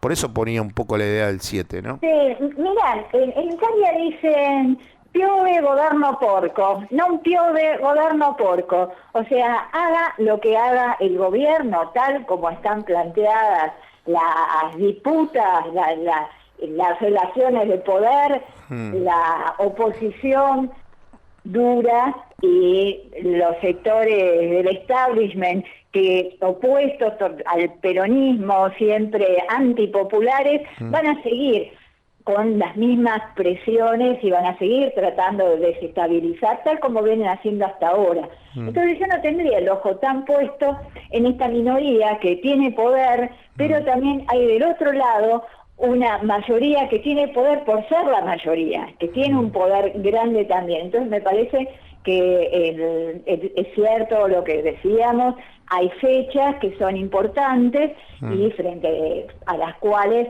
no puede quedarse el gobierno sin hacer nada. De hecho, no se ha quedado ni se va a quedar sin hacer nada. Ahora tomar los condicionamientos y las presiones y con la poca colaboración que han tenido esos sectores, tanto con la pandemia, ¿no? Desde quemar barbijos en el Obelisco, antivacunas, manifestarse cuando había que hacer aislamiento. O sea, vemos que son sectores que no solo no quieren colaborar, sino que además tiran en contra. Entonces yo no me preocuparía tanto por esos sectores, porque siempre van a seguir haciendo lo mismo.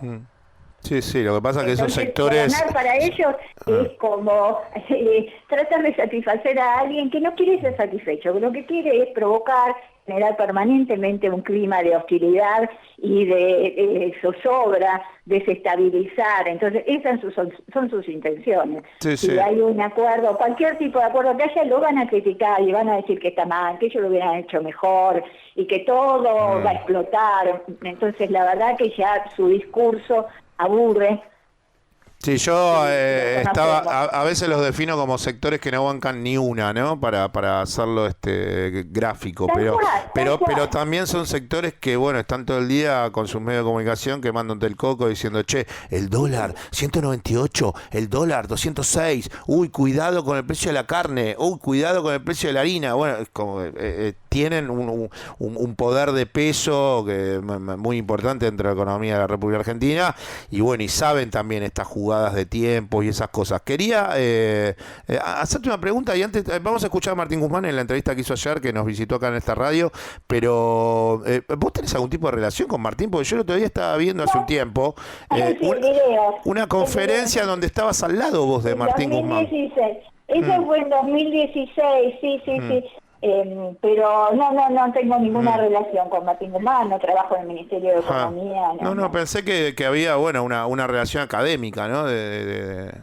No, coincidimos ahí porque, fue una mesa que organizada y claro, digamos, nos llamaron para hacer panelistas a Guzmán, a Mario Rapoport y a mí. Bien, vamos a escuchar a Martín Guzmán en un corte de audio de la entrevista que ayer le concedió a Reinaldo Sietecase, y a partir de ahí después te hago una pregunta que me parece que es clave para entender esto que dice el ministro. Pero es que el impacto en el bolsillo de los argentinos ya está ocurriendo porque está el fondo en la Argentina. Si no tuviéramos esa deuda de 45.000 millones de dólares, tendríamos mejores perspectivas de crecimiento de la actividad, del empleo y de reducción de la inflación. Eso quiere decir que ya el impacto, haber traído al Fondo Monetario de la Argentina, que es lo que hizo el gobierno anterior, impacta en el bolsillo de los argentinos. Hoy impacta. El principal problema cambiario que tenemos para el 2022 no es nada de esto que hablábamos, es el Fondo Monetario Internacional. Esa es la realidad. Lo que nosotros buscamos hacer es un acuerdo que le permita a la Argentina seguir recuperándose. Y un ajuste del gasto público no funciona. Un ajuste del gasto público lo que haría sería detener la recuperación. Bueno, tenemos en claro que la idea del ministro Guzmán es, como dijo ayer también, en otro momento de la entrevista, que el Estado debe impulsar la demanda, y referido a lo que, y eso trae menudos problemas también, ¿no?, para sectores opositores de entender esa lógica, pero referido a lo que decía recién, quiero hacer un apartado y preguntarte sobre una cuestión en específico, que es el trabajo de segmentación que está haciendo Martín Guzmán con las tarifas en el Ministerio de Economía, y si vos considerás que cuando ellos vengan con esa carta de intención, cuando digo ellos, el gobierno, va el Fondo Monetario Internacional comprender que lo clave es, y un poco también lo clave de la explicación del ministro Guzmán, es que el Fondo Monetario Internacional entienda que la política de segmentación de tarifas es clave para el crecimiento de la Argentina y que le podamos seguir pagando. Sí, mira, en ese sentido me parece que es armónico que se relaciona con las políticas de protección de los sectores más pobres. Yo le dicen los más vulnerables, algunos le dicen los más vulnerados, entonces no quiero repetir el vocabulario del fondo, que siempre, no toda palabra es ideológica, contiene valores atrás. Entonces, sí, la idea de segmentar las tarifas es para reducir los subsidios que el Estado paga sobre las tarifas, de distintos servicios públicos, electricidad, etcétera. Entonces, la idea de la segmentación ya viene de hace mucho. En un momento, incluso el gobierno, cuando era presidenta Cristina, lo que plantearon fueron que los sectores que estaban en contra del gasto del Estado y que tenían capacidad de hacerlo, voluntariamente renunciaran a los subsidios para pagar la tarifa plena. Claro, que eso después al final quedó muy desdibujado entre... Claro, porque a todo el mundo le gusta protestar, pero nadie quiere renunciar a su privilegio. Entonces, sí, desde el lado del fondo, sí, forma parte de esa política. Bueno, a los que son más pobres, los que les cuesta pagar la tarifa, manténganles el subsidio, y a los que pueden pagar la tarifa, sáquenles el subsidio, y de ese modo el presupuesto del Estado mejora, porque eso reduce el gasto, sin producir un efecto un efecto contractivo sobre la demanda, porque se supone que los sectores que tienen, los pudientes, digamos, sectores pudientes, no van a reducir su consumo porque pagan un poco más de electricidad. Si les aumenta la factura de electricidad, no van a dejar de ir a comer a un restaurante, por decir consumos más lujosos, ¿no? No los consumos más. Te decía esto, te decía esto, Noemí, porque siempre hay desde el lado en donde hay gente que quiere pudrir el tema del acuerdo, que va a ser un acuerdo que lo va a llevar indefectiblemente a Argentina a un proceso de ajuste muy fuerte en sus cuentas nacionales, bueno, que se viene el superajuste. Ellos hacen hincapié en... Pero ¿cómo va a ser el gobierno para sostener la cantidad de subsidios en tarifa que le está dando en los últimos años a los habitantes de la República Argentina, a sus empresas pymes o más aún a sectores de la economía que tienen capacidad instalada mucho más grande que una pyme? Bueno, siempre el foco en el último tiempo está ahí, ¿no? El fracaso va a ser porque el Fondo Monetario Internacional no va a bancar la política de subsidio que lleva adelante la administración de Alberto Fernández. Y en relación a eso, lo que quería tratar de preguntarte, bueno, yo tengo una mirada para nada pesimista, o sea, tengo una mirada optimista del acuerdo con el Fondo Monetario Internacional. Yo creo que Martín Guzmán está llevando una gestión muy buena al frente del Ministerio de Economía, no solamente por esto, sino por el acuerdo del año pasado con acreedores privados, y realmente considero que el gobierno va a salir muy bien parado y que el acuerdo con el Fondo Monetario Internacional va a ser bueno y que no va a tener que la Argentina ajustar en demasía, y eso es un poco la mirada que yo abiertamente hasta quiero exponértela, porque también lo estoy exponiendo delante de la audiencia, porque es un análisis que después son de esos análisis que uno dice y bueno, y la audiencia también te pasa la factura, ¿no? Bueno, yo creo que el acuerdo va a ser bueno y me parece que están las cosas dadas para que esto sea así, y no tengo para nada una mirada pesimista del acuerdo que va a traer el gobierno con el Fondo Monetario Internacional. Ahora, yo no soy técnico, yo analizo política, coyuntura, situaciones, y la pregunta es hacia vos. Si pensás lo mismo que yo, que de todo esto se va a salir con un acuerdo que va a ser beneficioso para Argentina, y dónde notás los anclajes para sostener esto que yo estoy tratando de expresarte a vos, pero vos desde el costado económico, y si pensás lo mismo, ¿no? Sí. Lo principal para que una deuda sea sustentable es que el deudor tenga capacidad de pago. En el caso de un Estado que no es como una familia o una empresa, la capacidad de pago viene de los impuestos que cobran. Y el ajuste es ortodoxo, o sea, es como siempre, es como plantean los sectores de poder. Y la economía se achica, también se achica la recaudación tributaria, ¿no? Las empresas tienen menos ganancias, pagan menos ganancias, pagan menos impuestos a las ganancias. La gente consume menos, hay menor recaudación de IVA, hay menos empleo, por lo tanto también hay menor recaudación de aporte. Pero bueno, más allá, pensemos en los impuestos solamente. La recaudación tributaria en suma depende del nivel de actividad. Sí, con tarifas pasa lo mismo, le subís tarifas a un empresario pyme y te va a decir, bueno, ¿qué querés que haga? O sea, no me da para pagar tarifa de poder emplear más gente, porque estoy pagando tarifas carísimas. Tal cual. Y si le enfrías la demanda, además le subís un 3.000% en las tarifas y le enfrías la demanda porque bajás los salarios reales, está en el peor de los mundos. Entonces, la única manera, y no me gusta decir única porque parece que uno fomenta el pensamiento único, pero la verdad es que la única manera de ser sustentable una deuda sin quitas, como en el caso nuestro, el fondo nunca nos ha hecho quitas a países de nuestro tamaño, intermedio, de hecho países muy chiquitos, es creciendo. Si la economía crece, si la torta crece, entonces la deuda se hace más chica y el esfuerzo en relación a la torta y el esfuerzo para pagarla también es posible, porque directamente en los términos que están las cosas es imposible pagarle al fondo. Nos endeudaron en 44.500 millones de dólares a pagar con los vencimientos concentrados en 2 años. ¿De dónde vamos a sacar 20.000 millones de dólares de excedente presupuestario para pagarle al fondo el año que viene, que era más o menos la suma que estaba planteada, 19.000 millones? Sí. Es imposible. ¿De dónde van a salir? Incluso suponete que se achicara todo y todo el gasto que no es para pagarle al fondo, suponete una fantasía, y está el espacio fiscal para comprar, para pagarle al fondo.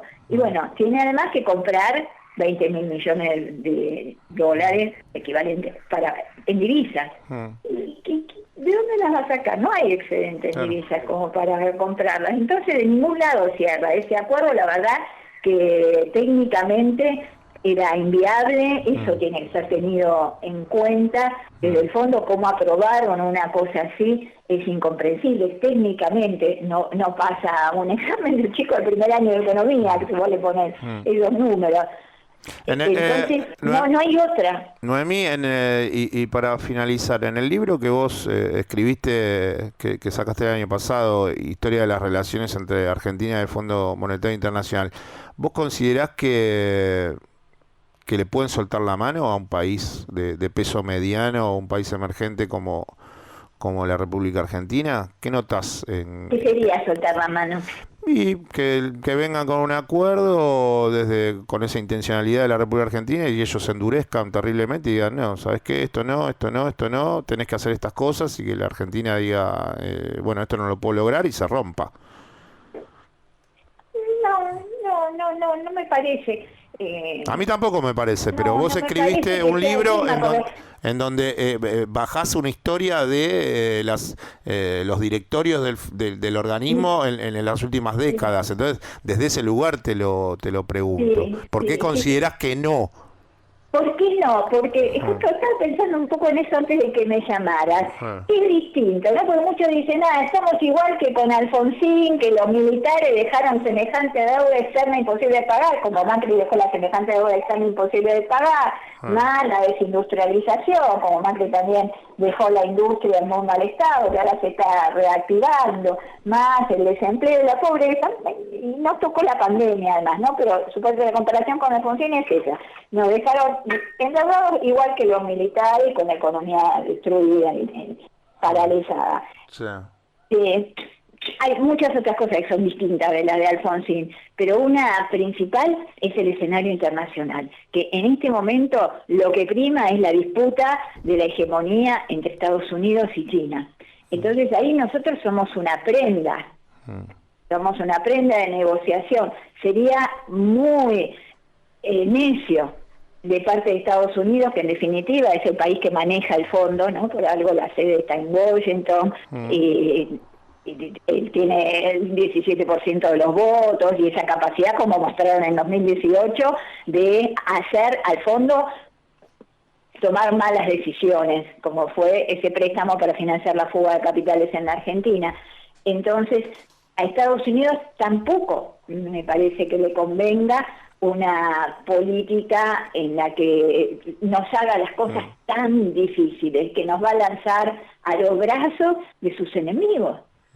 Noemí, muchísimas gracias por estos minutos, como siempre. Bueno, gracias a vos, Marcelo. Y bueno, capaz que en algún momento nos conocemos personalmente, que hace tantos años ya que hablamos, te entrevisto. Bueno, ya está todo bastante más presencial, ya llegará el momento que vaya a la radio. Te mando un abrazo, Noemí, buen fin de semana. Chau.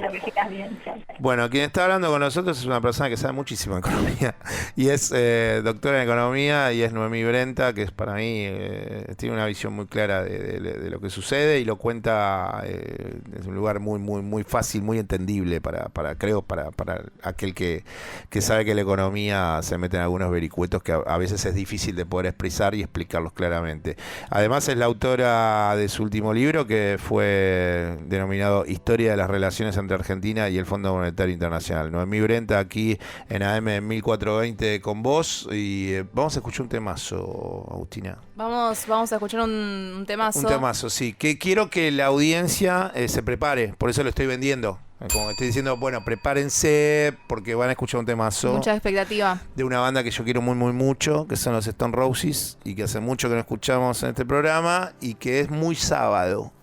¿Es un tema muy sábado? Sí, vos sabés que yo pongo como mucho empeño en la música que pasamos en este programa tenga como cierta reminiscencia a un sábado que puede ser soleado para el que le gusta el sol, a un clima así verde, sabadesco, caminar en patas por cualquier verde, como decíamos hace un rato Dani Alves en la presentación del Barcelona, que entró en patas, estaba el presidente del Barcelona, o en la arena como está haciendo Andy seguramente. Sí, bueno, un lugar que te llene de regocijo desde lo corporal y termine en la mente y en el alma. Claro que sí. Vamos a escuchar a Stone Roses, ¿con qué tema? Con Mercy Paradise. Así es, nos quedamos hasta las 13 en AM 1420 con vos y vayan descalzándose. Ya está. Pasó a Valores. Periodismo independientemente subjetivo.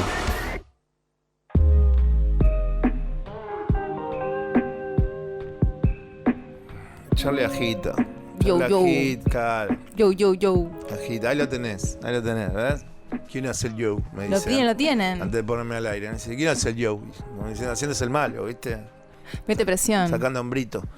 Yo. Vamos a hablar con Agustina sobre algo que estábamos el otro día conversando nosotros en privado, que tenía que ver con, ¿qué pasó al final con la COP26? ¿En qué quedó todo este revuelo? Gente que fue a Glasgow, habló por el calentamiento climático, hay que bajar 1.5 grados en los próximos años, pues si no se pudre todo. Básicamente. Basta con el carbón, hacer una transición más rápida de energías renovables y dejar de hacer las cosas mal con el medio ambiente. Claro, las extractivas. Y bueno, hay algunas cosas que se trabajaban en la COP. ¿Quieren saber qué terminó culminando en la COP? ¿Qué pasó ahí? Bueno, tenemos un corte de audio que le va a servir de pie a Agustina para hablar sobre un disparador puntual de lo generalista de la COP, irnos a una cuestión más puntual que tiene que ver con la pobreza ambiental que están sufriendo millones de personas en el planeta. Pero vamos a escuchar el resumen de esta periodista sobre la COP26 en Glasgow. Se ha publicado el que finalmente ha sido aprobado, ha sido el tercer borrador. El primero era muy ambicioso, el segundo bajó un poco las ambiciones y este las rebajó todavía un poco más.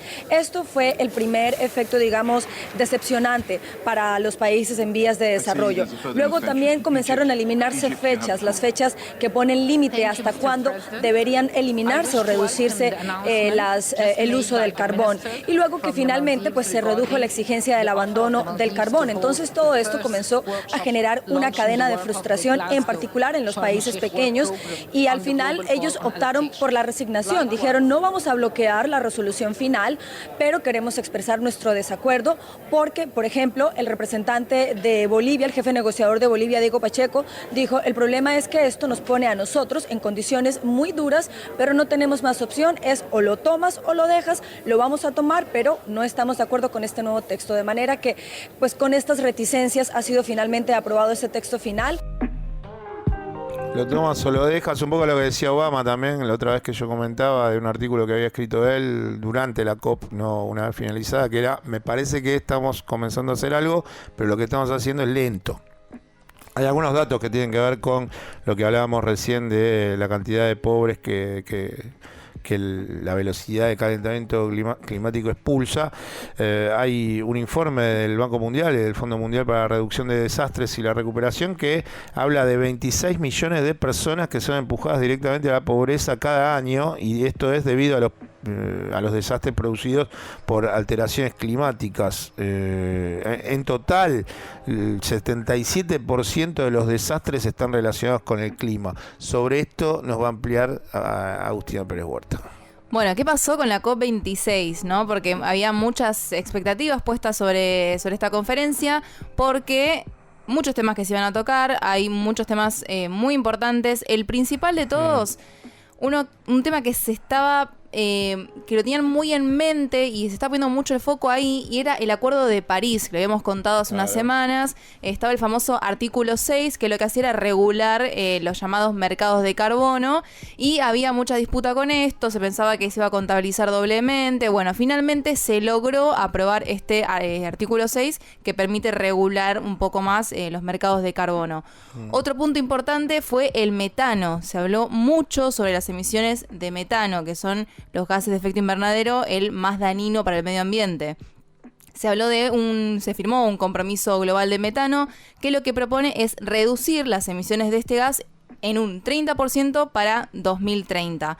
Con el carbón no pasó lo mismo, porque era lo que decía la periodista recién. Lo del carbón fue sí, vamos pa' Frenchy, a pleno, sí, y al final dijeron el carbón algo más gradual, que no sea tan abrupto. La verdad es que esta conferencia dejó sabor a poco, porque si bien por un lado se firmaron muchos acuerdos, es lo que decimos, realmente falta mucho más.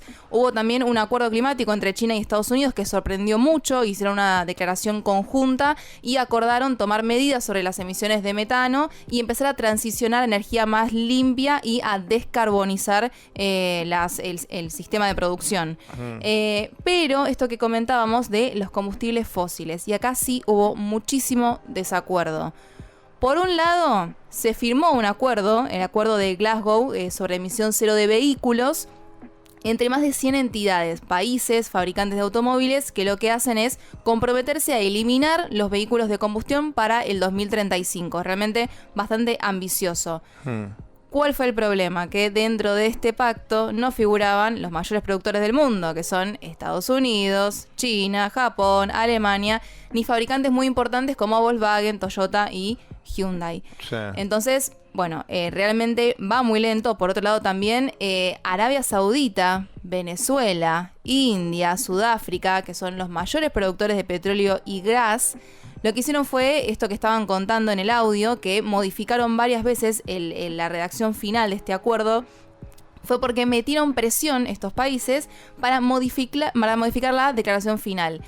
Lo que pretendían era que en una parte del acuerdo donde se decía la palabra eliminar, se cambie por reducción progresiva de combustible fósil. Claro, eso fue lo que llevó a estas rispideces en el último tiempo de la COP.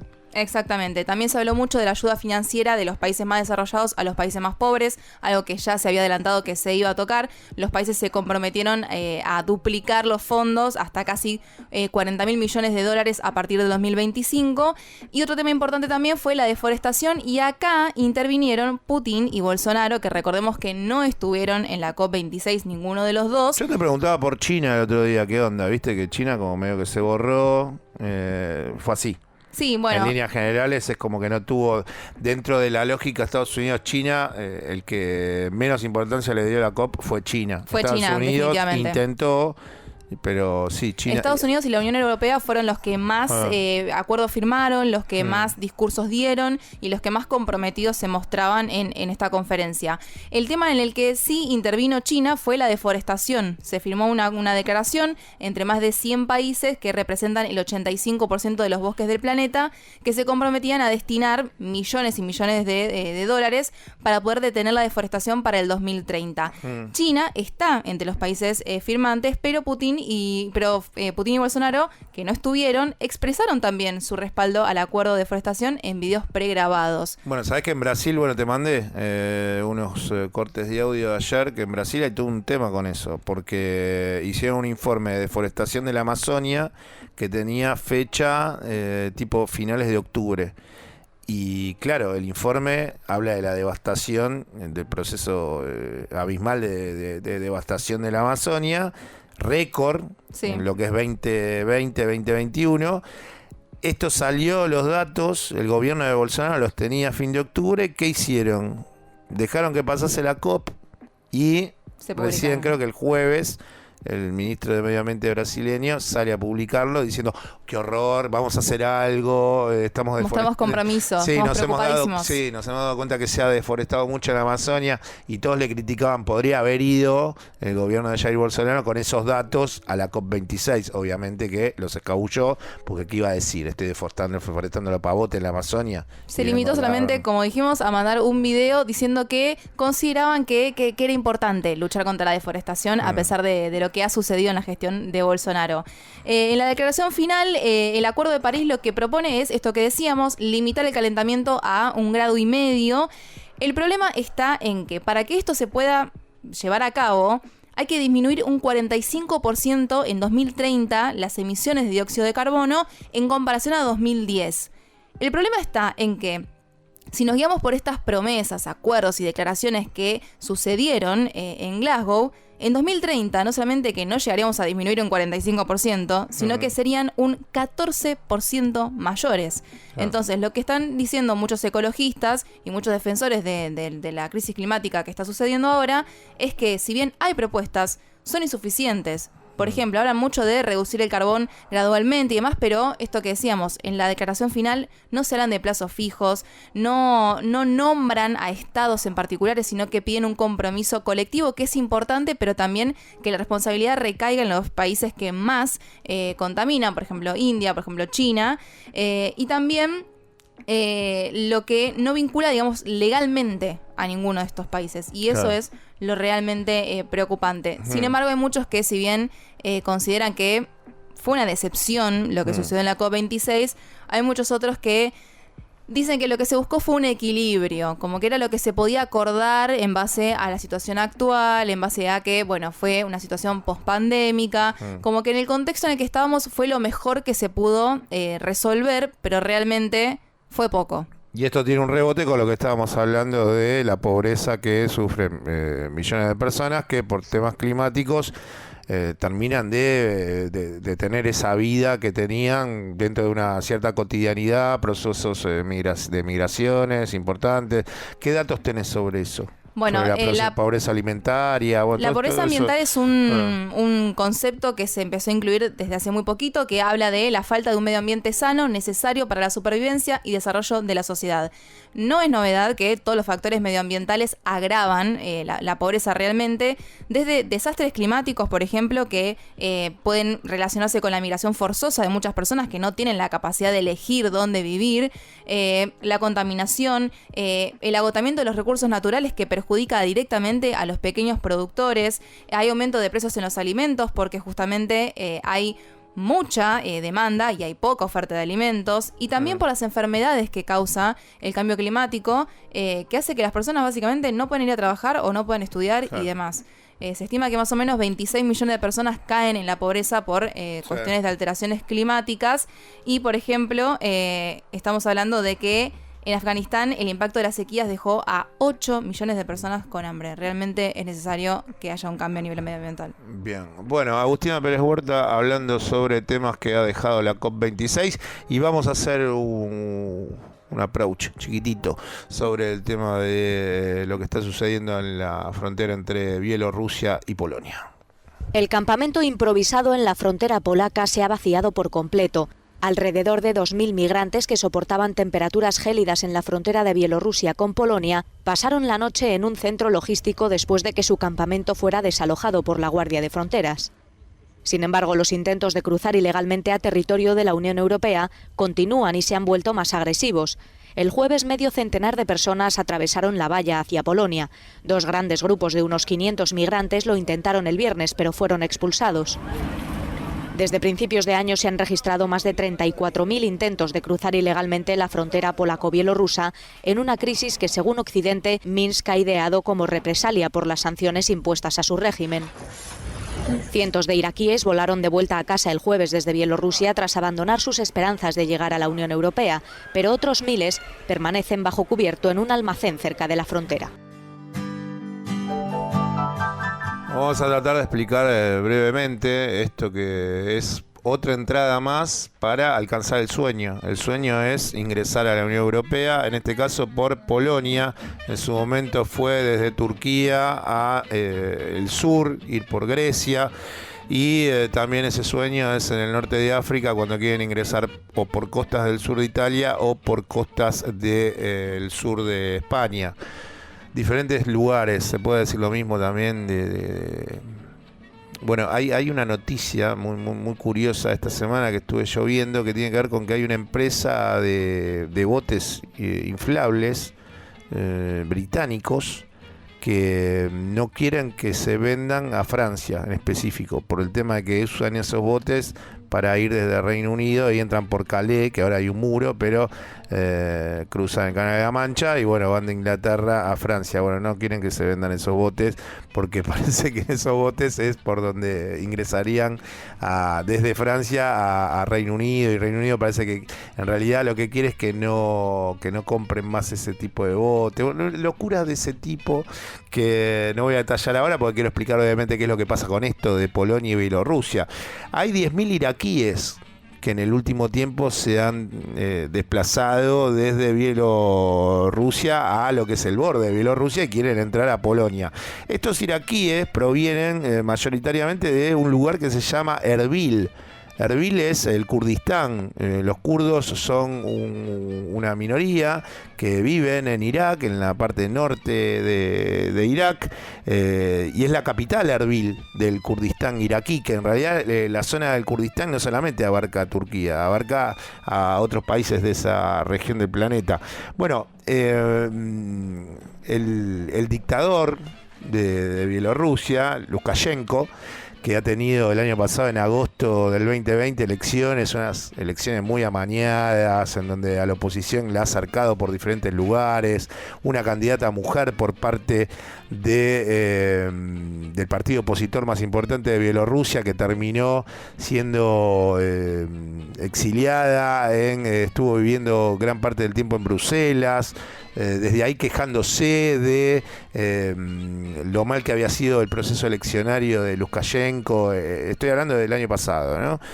Bueno, muchísimos años de Lukashenko al frente de Bielorrusia. Bueno, todo esto termina en que Lukashenko agarra y le dice ahora, bueno, vamos a generar problemas, como la comunidad europea me genera problemas a mí, que no me legitima como un gobierno democrático. Lo que yo hago es decirle a los iraquíes, vengan a Minsk, y vengan con vuelos directos, y vengan que acá vamos a hacer todo lo posible para que ustedes puedan ingresar a la Unión Europea. Él dice después que no, pero los recibe en Minsk, que es la capital de Bielorrusia, y les da también en su momento facilidades de, bueno, desde el consulado vengan los iraquíes, claro, y después los utiliza como herramienta de presión para que ante la Unión Europea digan, miren que yo, si me siguen diciendo que yo soy un dictador, yo todos estos iraquíes que he recibido y que los tengo en la frontera de mi país a punto de cruzar a Polonia, no me importa nada y los hago cruzar. Bueno, algo muy perverso, utiliza el proceso migratorio el presidente de Bielorrusia para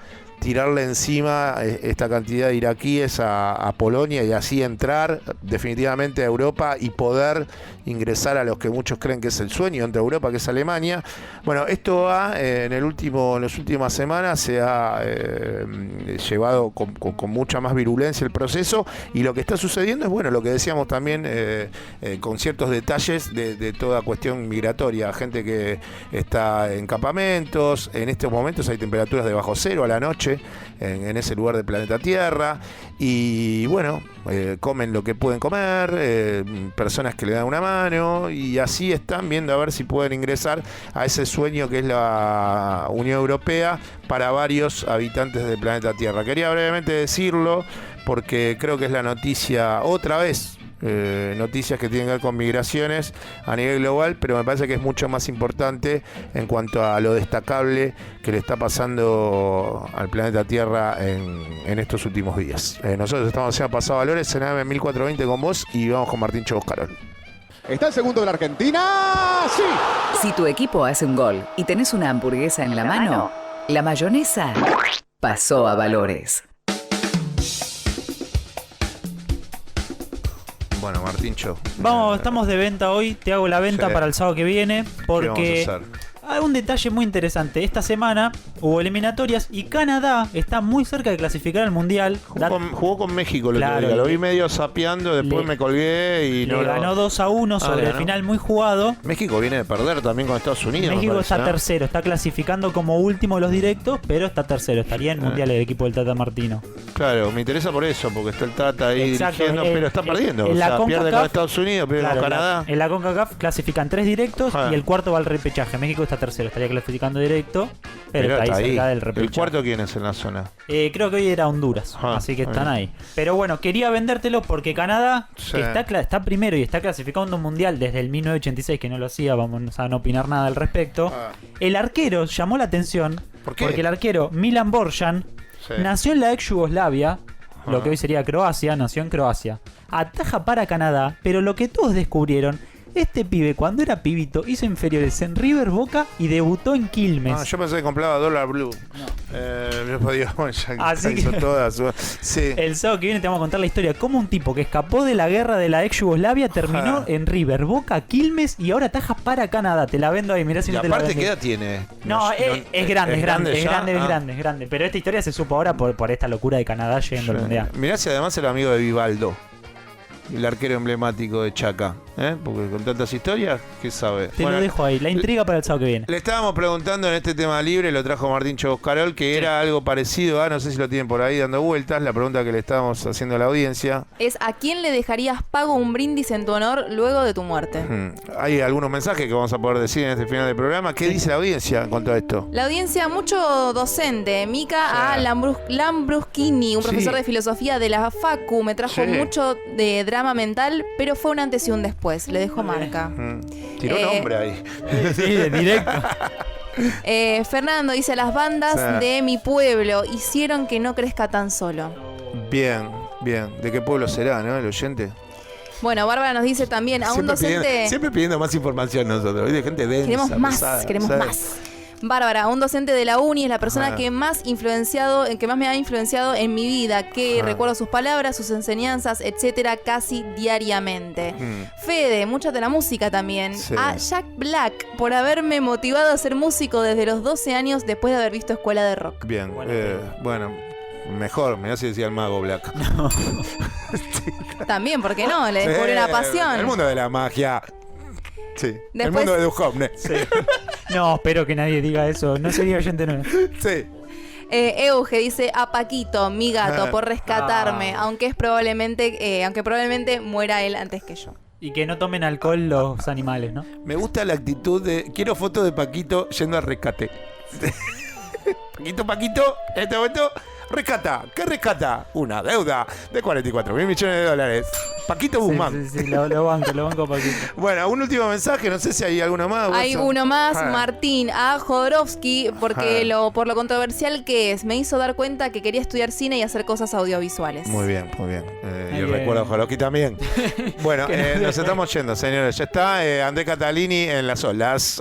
Operó este programa Charlie da People. En producción estuvo Florencia Santolini y aquí con nosotros haciendo aire Martín Choboscarol, entrando y saliendo. Martín nos vamos. Y Agustín Pérez Huerta. Adiós. ¿Viste que aguantaste? Dormiste poco, claro, pero que sí. No me tenían fe. Yo tengo mucho aguante. Quien les habla, Marcela Aymar. Se quedan con Seba Domenech y Sala de Situación. Hasta el sábado que viene a las 11 cuando estemos nuevamente escuchándonos para hacer Pasado Valores en AM 1420 con vos. Chau, les mando un beso. Buen fin de semana.